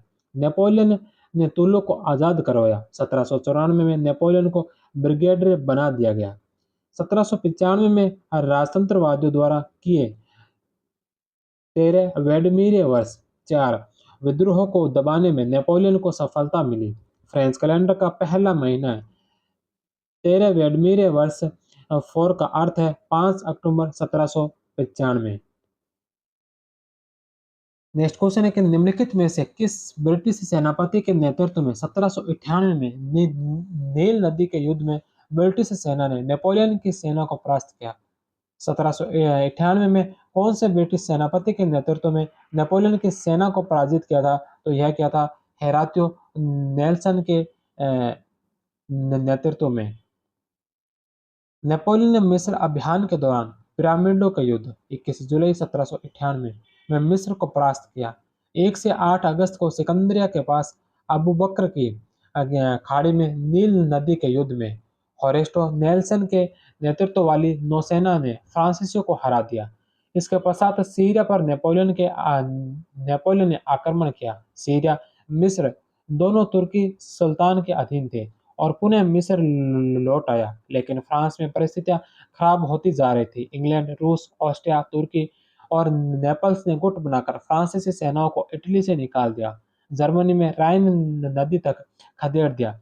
अब वे फ्रांस पर आक्रमण की तैयारियां करने लगे थे, लेकिन ज्यूरिख जो स्विट्जरलैंड ज्यूरिख में फ्रेंच रिपब्लिकन आर्मी ने उक्त गुट को परास्त कर दिया और फ्रांस आक्रमण के भय से बच गया। संचालक मंडल लोकप्रिय हो गया और इस 21 अगस्त को नेपोलियन मिस्र में सेना की कमान जनरल क्लेबर को सौंपकर फ्रांस लौट आया। वह 9 अक्टूबर को फ्रांस पहुंचा। नेक्स्ट क्वेश्चन है कि नेपोलियन किस अभियान के बाद अक्टूबर 1799 में नेपोलियन किस अभियान के बाद अक्टूबर 1799 में फ्रांस लौटा और कहा कि हर कोई मेरा इंतजार कर रहा था, हर कोई मेरा इंतजार कर रहा था, मैं सही समय पर आया हूँ, हर कोई मेरा इंतजार कर रहा था, मैं सही समय पर आया हूँ। पहले आता तो जल्दी होती, बाद में आता तो देर हो जाती। नाशपाती पककर तैयार है। यह कौन से अभियान के बाद कहा था? मिस्र के अभियान। मिस्र में नेपोलियन को ब्रिटिशर्स ने पराजित कर दिया, लेकिन उस दौरान फ्रेंच सेना को रोजेटा नामक स्थान पर जो त्रिलिपीय पत्थर मिला, उसे मिस्र की प्राचीन लिपि को पढ़ने में सफलता मिली। नेक्स्ट क्वेश्चन है कि 19 फरवरी 1797 को पोप शासित पेपल स्टेट और फ्रांस के बीच संधि को क्या कहा जाता है? 19 फरवरी 1797 को पोप शासित पेपल स्टेट और फ्रांस के बीच संधि को क्या कहा जाता है? टोलेंटिनो की संधि। टोलेंटिनो इटली का एक शहर है जहां संधि हुई। उसमें पोप थे पायस 6। नेक्स्ट क्वेश्चन है कि फ्रांस के संबंध में कूप ऑफ 18 ब्रूमेर क्या था? फ्रांस के संबंध में कूप ऑफ 18 ब्रूमेर क्या था? तो यह था डायरेक्टरी शासन समाप्त करने के लिए किया गया विद्रोह। डायरेक्टरी शासन समाप्त करने के लिए किया गया विद्रोह को कूप ऑफ 18 ब्रूमेर कहा गया। कूप ऑफ 1819 ब्रूमेर ईयर फ्रेंच कैलेंडर का द्वितीय महीना था, अतः इसका अर्थ हुआ 9 से 10 नवंबर 1799 को हुआ विद्रोह, जिसे शॉर्ट में ब्रूमेर विद्रोह या तख्तापलट भी कहते हैं। इसे डायरेक्टरी का शासन समाप्त हो गया और कौंसिल व्यवस्था की शुरुआत हुई। अंतरिम सरकार में नेपोलियन बोनापार्ट, आबेसिए, ड्यूकोस 3 कौंसिल नियुक्त हुए। इसके बाद कॉन्स्टिट्यूशन ऑफ द ईयर 1799 नामक नया संविधान बना और मुख्य कौंसिल के रूप में नेपोलियन व 2 अन्य कौंसिल कैम्बेसरे और लेबरू चुने गए। फ्रांस के संबंध में निम्नलिखित में से कौन सा कथन सही नहीं है? फ्रांस के संबंध में निम्नलिखित में से कौन सा कथन सही नहीं है? सबसे पहला है कि 10 नवंबर 1799 को डायरेक्टरी शासन का अंत कर दिया गया। ए नंबर ऑप्शन सही है। दूसरा कि आबेसे के नेतृत्व में पहली बार फ्रांस का संविधान लिखा गया। आबेसे के नेतृत्व में पहली बार संविधान लिखा गया। 2 नंबर ऑप्शन गलत है। शासन के लिए 3 कौंसिल चुने गए जिनका कार्यकाल 10 वर्ष का था। वास्तविक शक्ति प्रथम कौंसिल के हाथ में थी। प्रथम कौंसिल जो नेपोलियन स्वयं था, दूसरा कौंसिल कैम्बेस्ट्री को बनाया था और तीसरा कौंसिल लेब्रून को बनाया था। तो वास्तविक शक्ति प्रथम कौंसिल अर्थात नेपोलियन स्वयं के पास थी। ब नंबर ऑप्शन भी सही है। कौन सा गलत है? ब नंबर ऑप्शन। 1799 में चौथी बार फ्रांस का संविधान बना। नेपोलियन प्रथम, कैम्बेसरी द्वितीय व लेब्रून तृतीय कौंसिल बना। 1802 में नेपोलियन को आजीवन प्रथम कौंसिल घोषित किया गया। 1804 में नेपोलियन ने खुद को फ्रांस का सम्राट घोषित कर दिया। 2 दिसंबर 1804 को उसका आधिकारिक राज्याभिषेक हुआ। नेपोलियन ने फ्रांस को 83 प्रांतों में बांटा। नेक्स्ट क्वेश्चन है कि फ्रांस की कैथोलिक जनता का सहयोग प्राप्त करने के लिए, फ्रांस की कैथोलिक जनता का सहयोग प्राप्त करने के लिए नेपोलियन ने 1801 में पोप के साथ किया गया समझौता क्या कहलाता है? कॉनकॉर्ड कॉनकॉर्डेट। स नंबर ऑप्शन। कॉनकॉर्डेट ऑफ 1801। 14 जुलाई 1801 को पोप पायस सप्तम व नेपोलियन के बीच सामान्यतः पोप के साथ की जाने वाली संधि के लिए कॉनकॉर्ड शब्द का इस्तेमाल होता था। इस समझौते के द्वारा कैथोलिक धर्म को राजकीय धर्म घोषित किया गया। प्रत्येक व्यक्ति को धार्मिक स्वतंत्रता प्रदान की गई। क्रांतिकाल के दौरान किसानों द्वारा हड़पी गई चर्च की संपत्ति व भूमि पर किसानों का अधिकार स्वीकार कर लिया गया। बिशपों का नाम सुधारने का अधिकार सरकार को दिया गया, परंतु उनकी नियुक्ति का अधिकार पोप को सौंपा गया। पादरियों को राजकोष से वेतन देने की व्यवस्था की गई। यह समझौता लंबे समय तक नहीं चला और 1809 में नेपोलियन ने पोप पायस सप्तम को गिरफ्तार कर लिया। नेक्स्ट क्वेश्चन है कि जुलाई 1807 में किन दो राष्ट्रों के बीच 7 जुलाई को टिलसित की संधि हुई थी? जुलाई 1807 में किन दो राष्ट्रों के मध्य 7 जुलाई को टिलसित की संधि हुई थी? फ्रांस और रूस के मध्य। 14 जून 1807 को फ्रिंडलैंड की लड़ाई में नेपोलियन की ग्रैंड आर्मी ने रूस की सेना को हरा दिया। टिलसिट की पहली संधि 7 जुलाई 1807 को फ्रांस व रूस के मध्य नेपोलियन और अलेक्जेंडर के बीच हुई थी। टिलसिट की दूसरी संधि फ्रांस व पर्सा के मध्य, जिसमें नेपोलियन और पर्सा की तरफ से थे फ्रेडरिक विलियम तृतीय के मध्य हुई थी।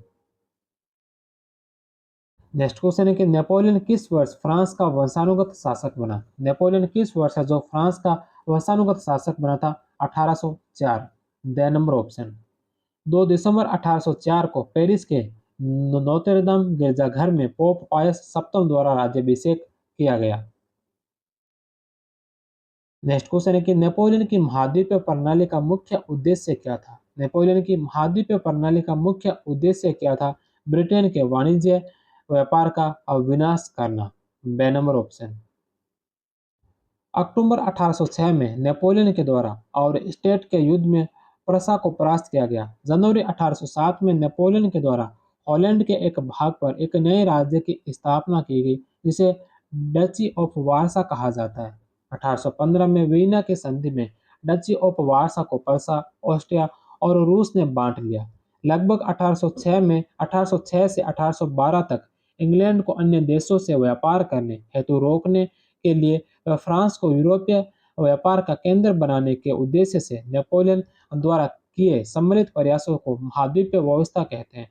और स्टेट के युद्ध के बाद 21 नवंबर 1806 को बर्लिन आज्ञप्ति द्वारा ब्रिटिश द्वीप समूह की नाकेबंदी की घोषणा की गई। नेक्स्ट क्वेश्चन है कि 21 अक्टूबर 1805 को ट्राफलगर के युद्ध में इंग्लैंड ने किन दो देशों की संयुक्त नौसेना को परास्त किया था? फ्रांस और स्पेन। बे नंबर ऑप्शन।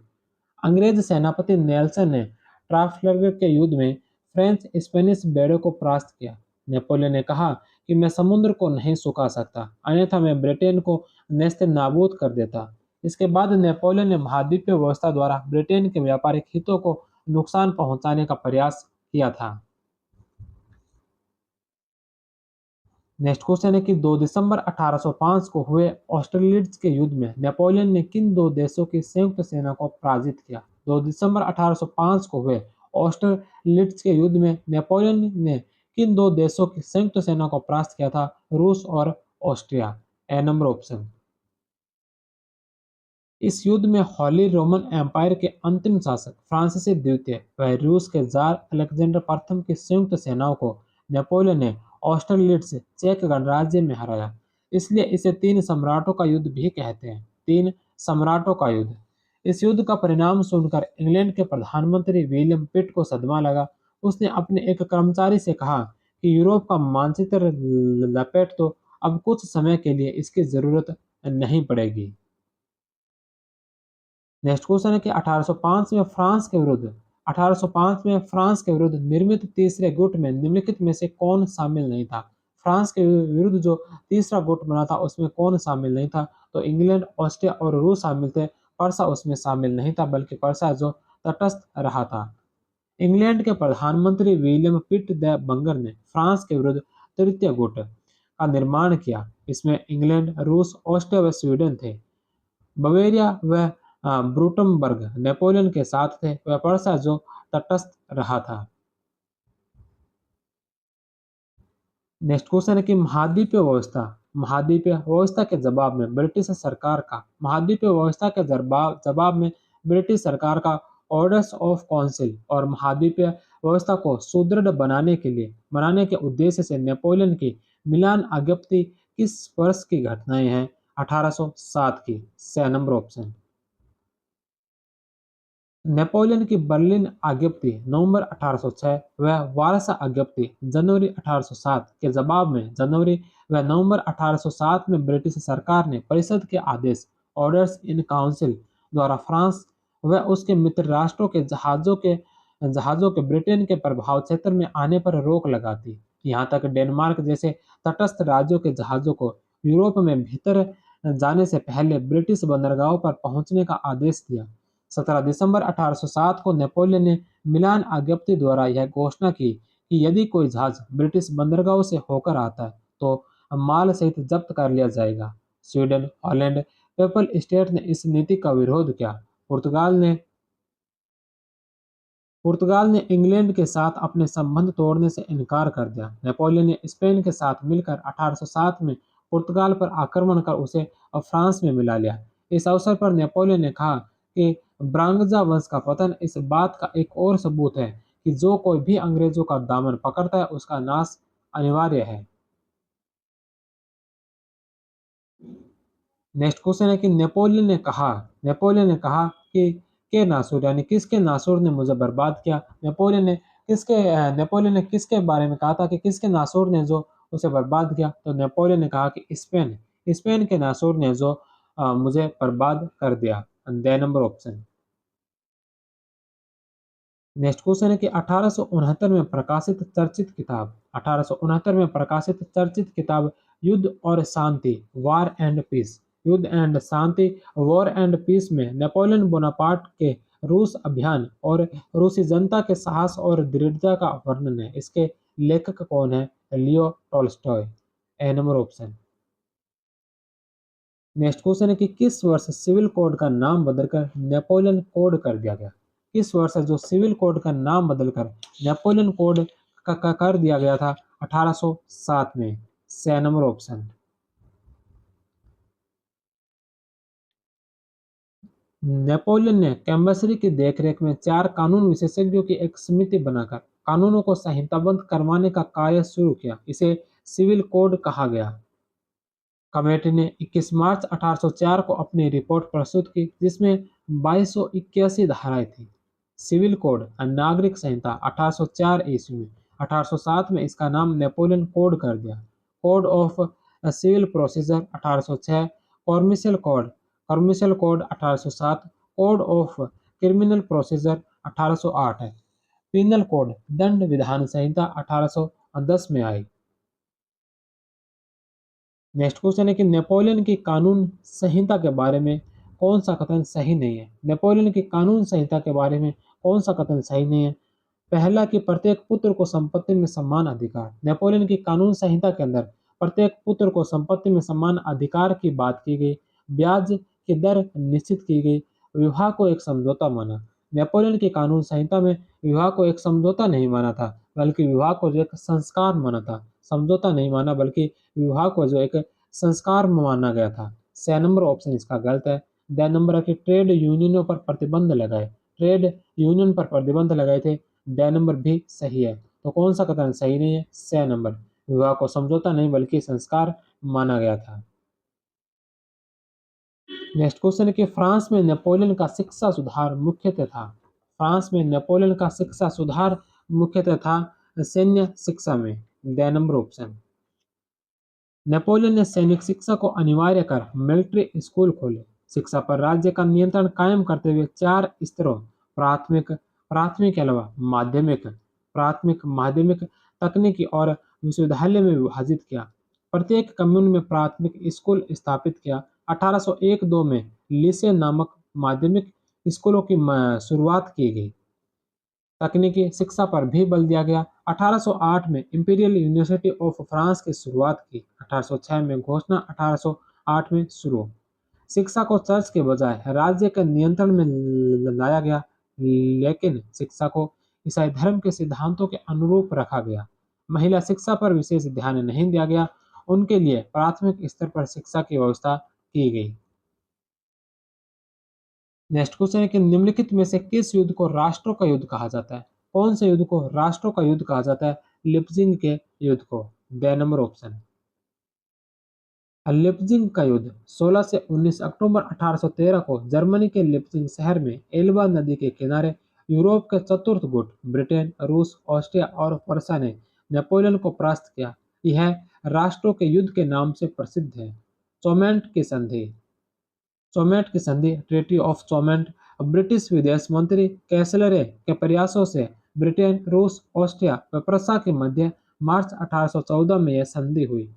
फाउंटेन ब्लू की संधि। फाउंटेन ब्लू की संधि यूरोप के चतुर्थ गुट व फ्रांस के बीच 10 अप्रैल 1814 को यह संधि हुई थी। नेक्स्ट क्वेश्चन है कि नेपोलियन के किस देश के साथ युद्धों को प्रायद्वीपीय युद्ध कहा जाता है? नेपोलियन के किस देश के साथ युद्धों को जो प्रायद्वीपीय युद्ध कहा जाता है? स्पेन के साथ। बे नंबर ऑप्शन।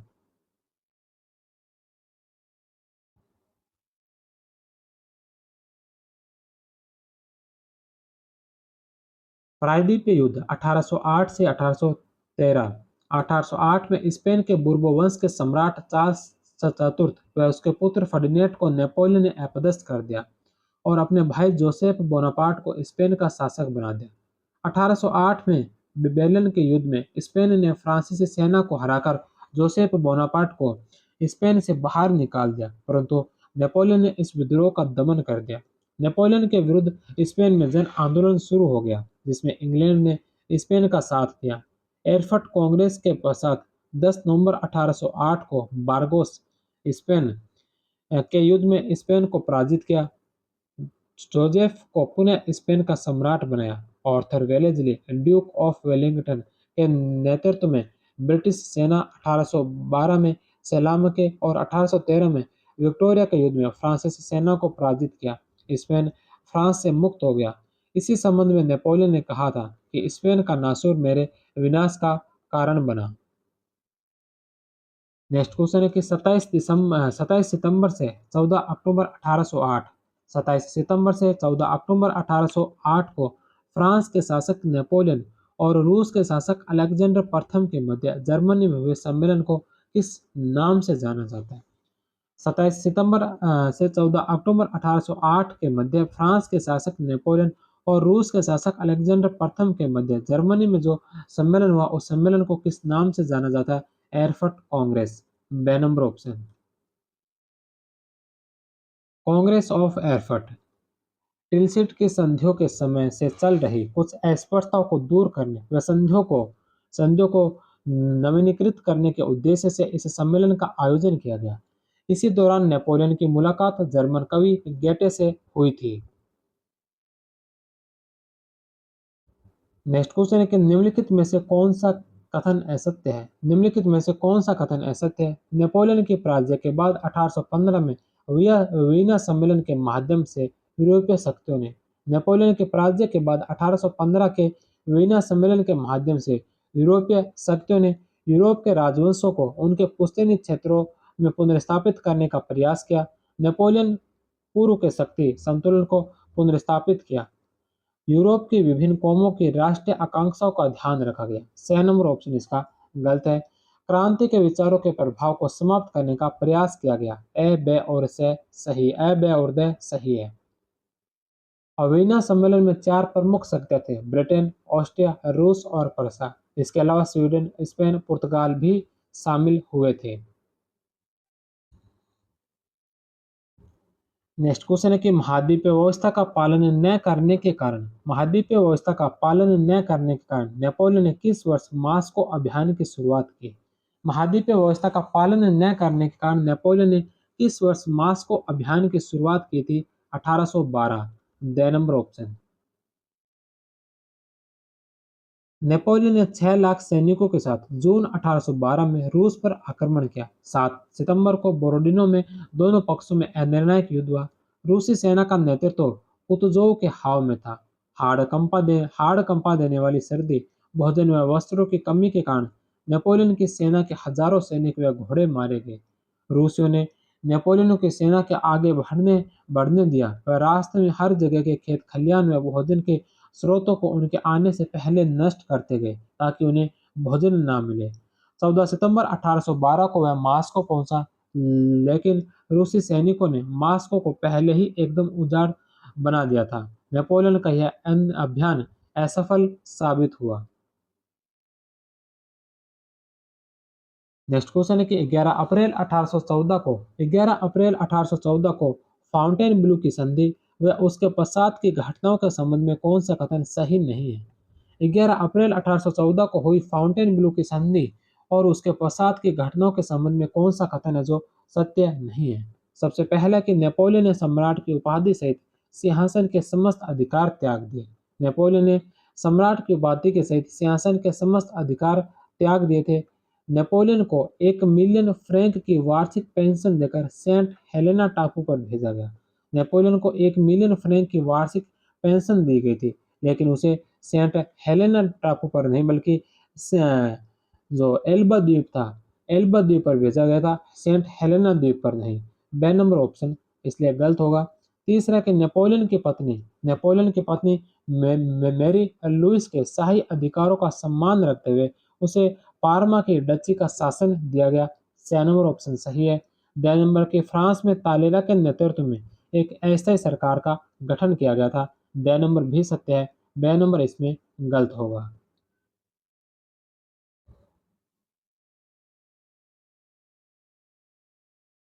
भूमध्य सागरीय द्वीप एल्बा में भेजा गया, जो इटली के टस्कनी प्रांत में स्थित है।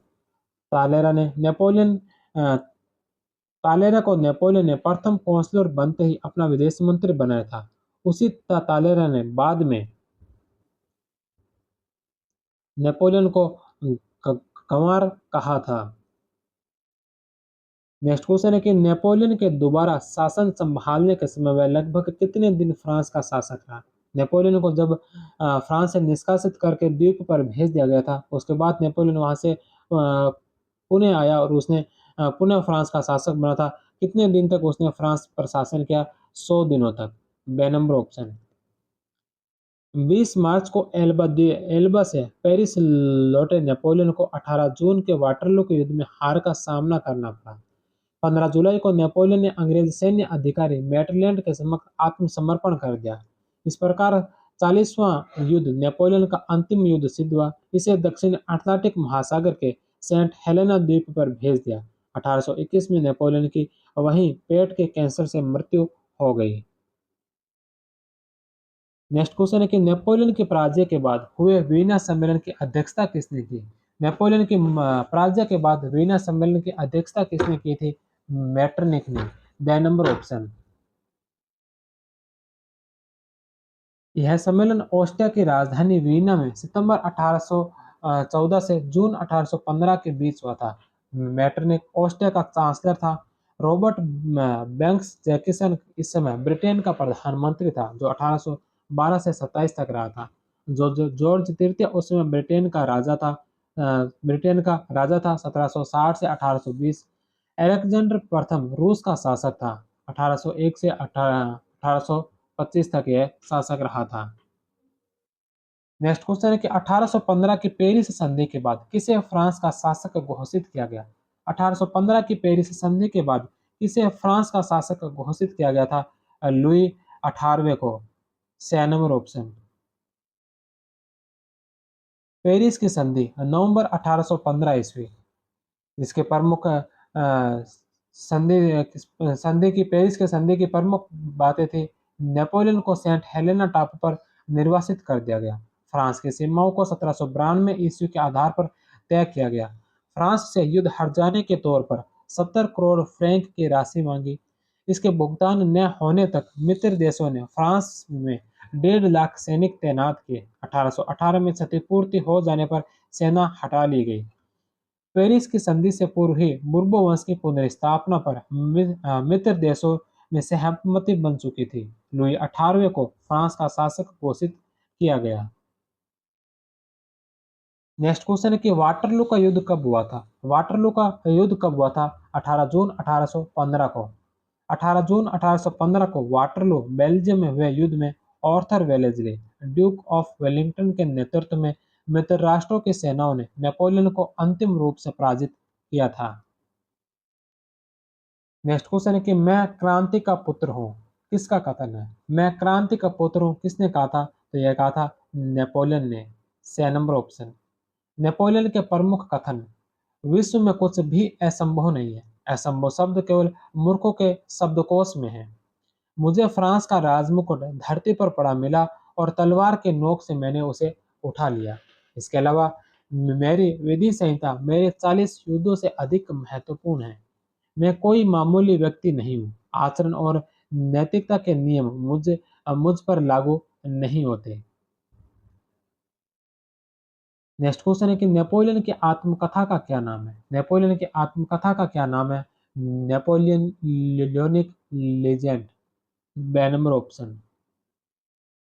नेक्स्ट क्वेश्चन है कि नेपोलियन द्वारा किस वर्ष पेरिस में बैंक ऑफ फ्रांस की स्थापना की गई? नेपोलियन के द्वारा किस वर्ष पेरिस में बैंक ऑफ फ्रांस की स्थापना की गई थी? 1800 में। ए नंबर ऑप्शन। 1800 में बैंक ऑफ फ्रांस की स्थापना हुई। 1803 में बैंक ऑफ फ्रांस को बैंक नोट जारी करने का एक अधिकार दे दिया गया। नेक्स्ट क्वेश्चन है कि 19 मई 1802 को नेपोलियन एक नए अभिजात वर्ग के निर्माण के उद्देश्य से किसकी घोषणा की? 19 मई 1802 को नेपोलियन एक नए अभिजात वर्ग के निर्माण के उद्देश्य से किसकी घोषणा की थी? Legion of honour. 6 number option. इसका उद्देश्य एक नए अभिजात वर्ग का निर्माण करना था जो जन्म पर नहीं योग्यता के आधार पर बना हो, लेकिन यह सफल नहीं हो सका। नेक्स्ट क्वेश्चन है सानब्रून की संधि किस युद्ध के बाद हस्ताक्षरित की गई थी? सानब्रून की संधि किस युद्ध के बाद हस्ताक्षरित की गई थी? वाग्राम के युद्ध के पश्चात। वाग्राम का युद्ध जुलाई 1809 में ऑस्ट्रिया व फ्रांस के बीच हुआ। इसके बाद इसी वर्ष सानब्रून की संधि हुई थी। नेक्स्ट क्वेश्चन है कि किस वर्ष नेपोलियन के अवशेषों को सेंट हेलेना से वापस फ्रांस लाकर दफनाया गया? किस वर्ष है जो नेपोलियन के अवशेषों को सेंट हेलेना से वापस लाकर फ्रांस लाकर दफनाया गया था? 1840 में। The number option. Next question है कि मध्यकालीन यूरोप में टेली था। मध्यकालीन यूरोप में टेली क्या था? शासक द्वारा किसानों से लिया जाने वाला टैक्स। ए नंबर ऑप्शन।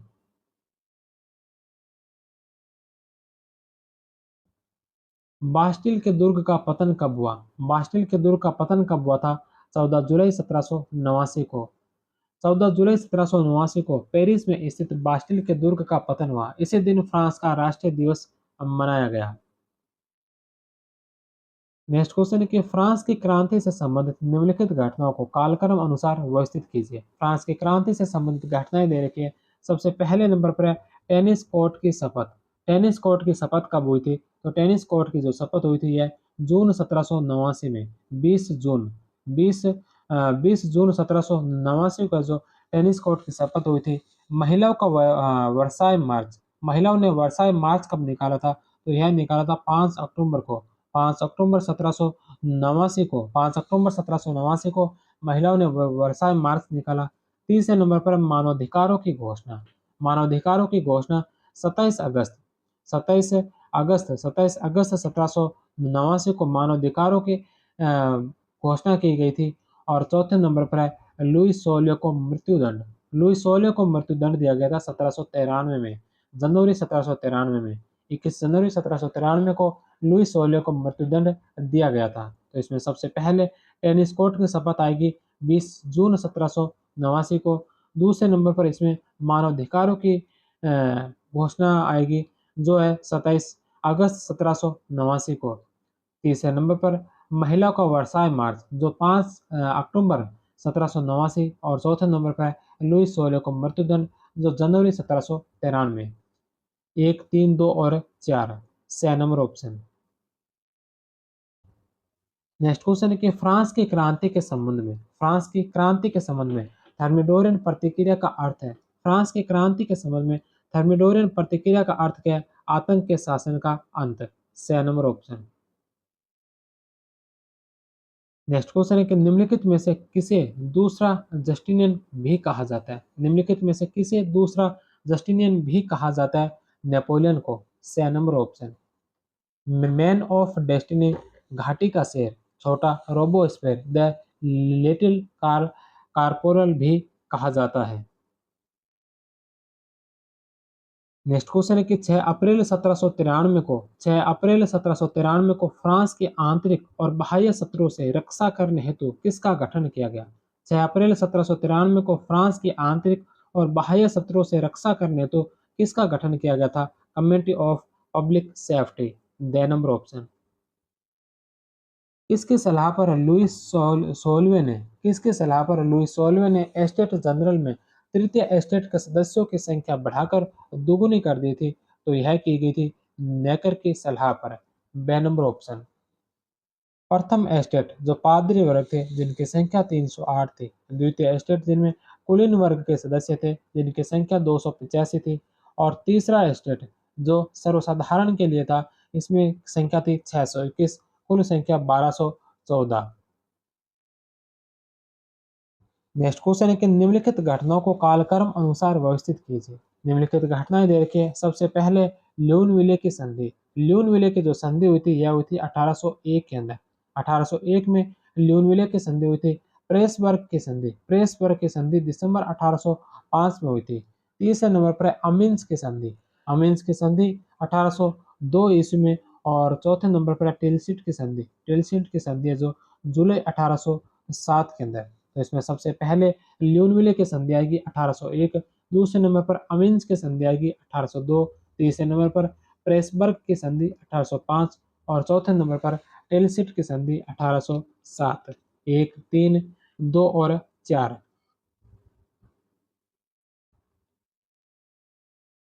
1, 3, 2 और 4 बे नंबर ऑप्शन। ल्यूनविले की संधि फरवरी 1801, नेपोलियन द्वारा 3 दिसंबर 1800 को ऑस्ट्रिया को होहेनलिंडन के युद्ध में परास्त होने के बाद ल्यूनविले की संधि हुई थी। उसके पश्चात अमीन्स या आमिया की संधि मार्च 1802 में। 27 मार्च 1802 को फ्रांस व इंग्लैंड के बीच अमीन्स की संधि हुई। इंग्लैंड ने नेपोलियन के नेतृत्व वाली फ्रांसीसी सरकार को मान्यता दी और जीते हुए अधिकांश उपनिवेश वापस लौटा दिए। तो हॉलैंड को श्रीलंका व स्पेन को त्रिनिदाद वापस दे दिया। हॉलैंड को केप ऑफ गुड होप भी वापस दिया गया, लेकिन शर्त थी कि वह इंग्लैंड और फ्रांसीसी जहाजों के लिए उसे सदैव खुला रखेगा। अंग्रेजों ने एल्बा का द्वीप खाली कर दिया। नेपोलियन ने मिस्र, नेपाल और पुर्तगाल पर अधिकार छोड़ना स्वीकार कर लिया। प्रेसबर्ग की संधि, प्रेसबर्ग की संधि दिसंबर 1805 में ऑस्टरलिट्ज के युद्ध के बाद ऑस्ट्रिया व फ्रांस के बीच 26 दिसंबर 1805 को हुई। ऑस्ट्रिया तृतीय गुट से बाहर निकल आया। इस संधि का सबसे महत्वपूर्ण परिणाम 16 जर्मन राज्यों को मिलाकर बना राइन संघ था जो जर्मनी के एकीकरण में सहायक सिद्ध हुआ। इसके पश्चात पवित्र रोमन सम्राट फ्रांसीसी द्वितीय को पद से हटाकर 6 अगस्त 1806 को पवित्र रोमन साम्राज्य को समाप्त कर दिया। टिलसित या टिलसिट की संधि जुलाई 1807। फिनलैंड के युद्ध में पराजय के बाद 7 जुलाई 1807 को फ्रांस व रूस तथा 9 जुलाई 1807 को फ्रांस व पर्सा के बीच हुई संधियों को टिलसिट की संध्या कहा जाता है। नेक्स्ट क्वेश्चन है कि नेपोलियन की संहिता को उसके साम्राज्य में शामिल किए गए अन्य यूरोपीय देशों ने स्वीकार कर लिया। नेपोलियन की संहिता को उसके साम्राज्य में शामिल किए गए अन्य यूरोपीय देशों ने स्वीकार कर लिया था, तो ये सही है। दूसरा, नेपोलियन की संहिता में यूनानी न्याय के सिद्धांतों की प्रधानता दी गई। नेपोलियन की संहिता में यूनानी न्याय के सिद्धांतों को प्रधानता दी गई थी, प्रधानता दी गई। यह इसका गलत होगा, तो इसमें ए सही है और आर गलत है। 6 नंबर ऑप्शन। नेक्स्ट क्वेश्चन है, वह आया, उसने देखा और उसने जीत लिया। वह आया, उसने देखा और उसने जीत लिया। यह नेपोलियन के किस अभियान से संबंधित है? इटली अभियान। ए नंबर ऑप्शन।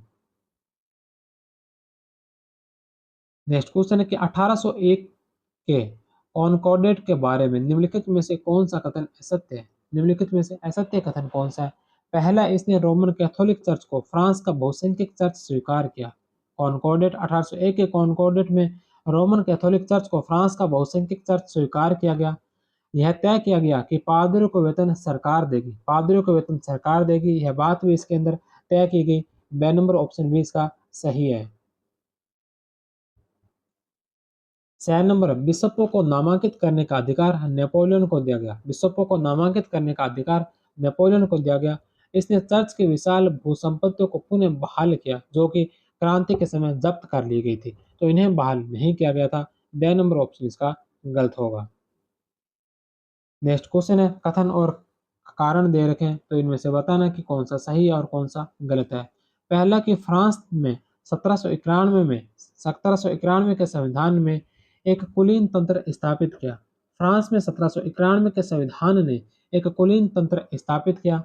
दूसरा, कि 1791 के संविधान के द्वारा वोटिंग व प्रतिनिधित्व अधिकार मात्र उसको प्रदान किए गए जो समुचित कर दिया करते थे, तो दोनों ही ऑप्शन सही है। ए और आर दोनों सही है और ए आर सही स्पष्टीकरण है आर का।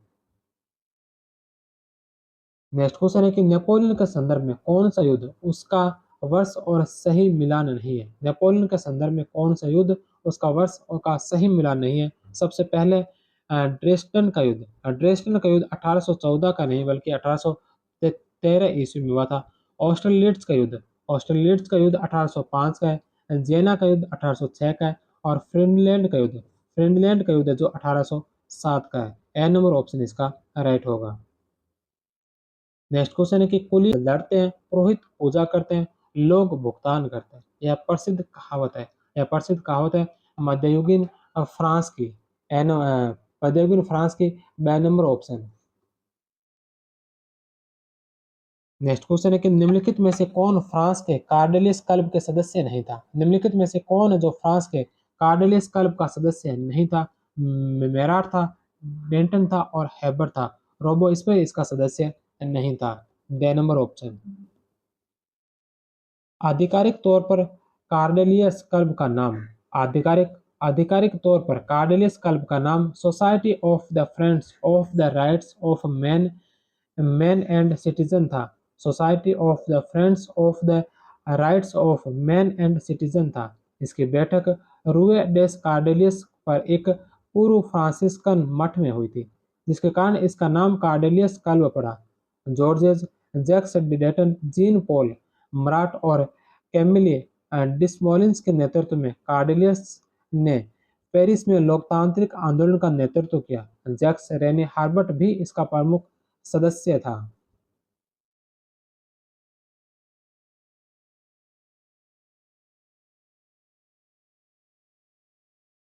इसके पश्चात फ्रांस के क्रांति से संबंधित महत्वपूर्ण घटनाएं सारणी के माध्यम से। सबसे पहले नंबर पर है 1610 से 1643 के मध्य। 1610 से 1643 का जो काल था यह लुई 13वें का शासनकाल था। 1643 से 1715 लुई 14वें का शासनकाल। 1715 से 74 लुई 15वें का शासनकाल। 1774 से 93 लुई 16वें का शासनकाल। 1793 में जो लुई 16 को गिलोटिन चढ़ा दिया था। 5 मई 1789, 5 मई 1783 को एस्टेट जनरल की शुरुआत। 17 जून 1789, 17 जून 1789 को जन साधारण वर्ग तृतीय सदन द्वारा नेशनल असेंबली या राष्ट्रीय सभा की घोषणा की गई। 20 जून 1789 को टेनिस कोर्ट की शपथ ली गई। 27 जून 1789 को राष्ट्रीय सभा को राजा की स्वीकृति मिली। 9 जुलाई 1789 9 जुलाई 1789 को राष्ट्रीय सभा संविधान सभा घोषित हुई। 14 जुलाई 1789 14 जुलाई 1789 को बोस्टल दुर्ग का पतन हुआ। 14 जुलाई को ही फ्रांस का स्वतंत्रता दिवस मनाया जाता है। 4 अगस्त 1789 4 अगस्त 1789 को विशेषाधिकारों का अंत किया गया। 27 अगस्त 1789 को मानव अधिकारों की घोषणा की गई। 5 अक्टूबर 1789 को महिलाओं द्वारा वर्साई मार्च निकाला गया। 3 नवंबर 1789 को चर्च की संपत्ति का राष्ट्रीयकरण किया गया। 27 अगस्त 1791 को पेलिनिज घोषणा हुई। 25 जुलाई 1792 को बुशविक की घोषणा की गई। 10 अगस्त 1792 को सार्वभौमिक मताधिकार दिया गया। 2 से 6 सितंबर 1792 को सितंबर हत्याकांड हुआ। 21 सितंबर 1792 को राजतंत्र की समाप्ति व गणतंत्र की घोषणा हुई। 21 जनवरी 1793 लुई 16 को गिलोटिन पर चढ़ाया गया। 5 सितंबर 1793 से 28 जुलाई 1794 तक का जो आतंक का शासन हुआ था, रोबोस्पेयर जिसके प्रमुख थे। 16 अक्टूबर 1793 को रानी अंतोनेट को गिलोटिन चढ़ाया गया। 5 अप्रैल 1794 को दांते का पतन। 28 जुलाई 1794 को रोबोस्पेयर का पतन। 1792 से 1795 तक का समय जो नेशनल कन्वेंशन का है और 1795 से 1799 तक का डायरेक्टरी शासन का काल था। इसके पश्चात नेपोलियन बोनापार्ट से संबंधित प्रमुख घटनाएं। 15 अगस्त 1769 15 अगस्त 1769 को नेपोलियन का जन्म इटली के कोर्सिका द्वीप के अजास्यो में हुआ। 16 सितंबर 1793 को टुल्लू के बंदरगाह पर अधिकार किया।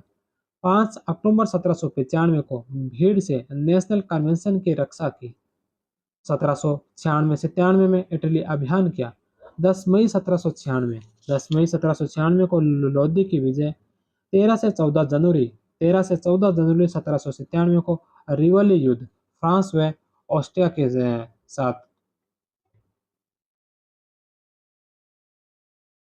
17 अक्टूबर 1797 को कैंपो फॉर्म संधि फ्रांस व ऑस्ट्रिया के मध्य। 21 जुलाई 1798 को पिरामिडों का युद्ध नेपोलियन व मिस्र के मध्य। अगस्त 1798 में नील नदी का युद्ध फ्रांस व इंग्लैंड के मध्य। 7 नवंबर 1799 को ब्रूमेर षड्यंत्र या कूप डी टेट। 1799 से 1815 नेपोलियन का युग। 1799 से 1804 कौंसिल शासन। फरवरी 1801 ल्यूनविले की संधि हुई फ्रांस और ऑस्ट्रिया के मध्य। 14 जुलाई 1801 को पोप के साथ समझौता हुआ।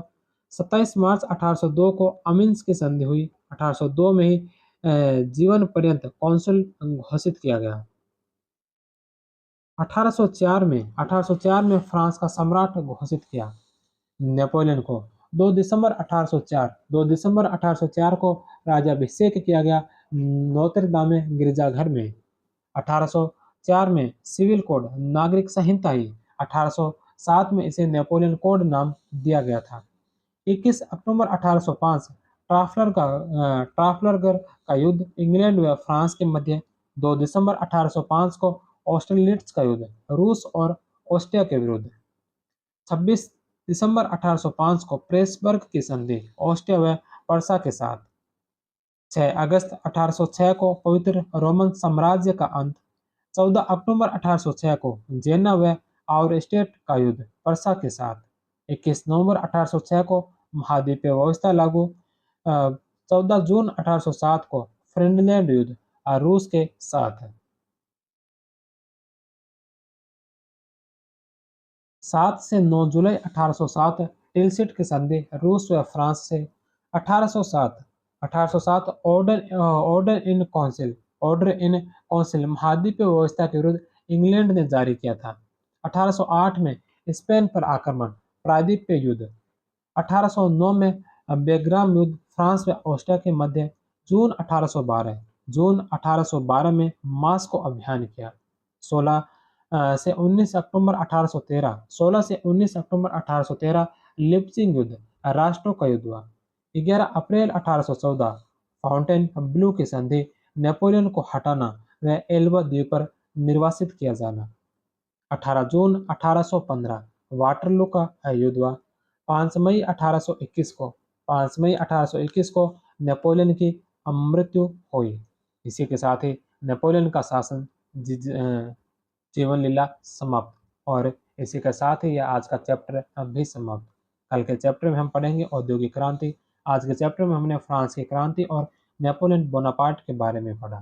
तो मिलते हैं हम कल की क्लास में, तब तक आप सभी का बहुत बहुत धन्यवाद। जय हिंद, वंदे मातरम।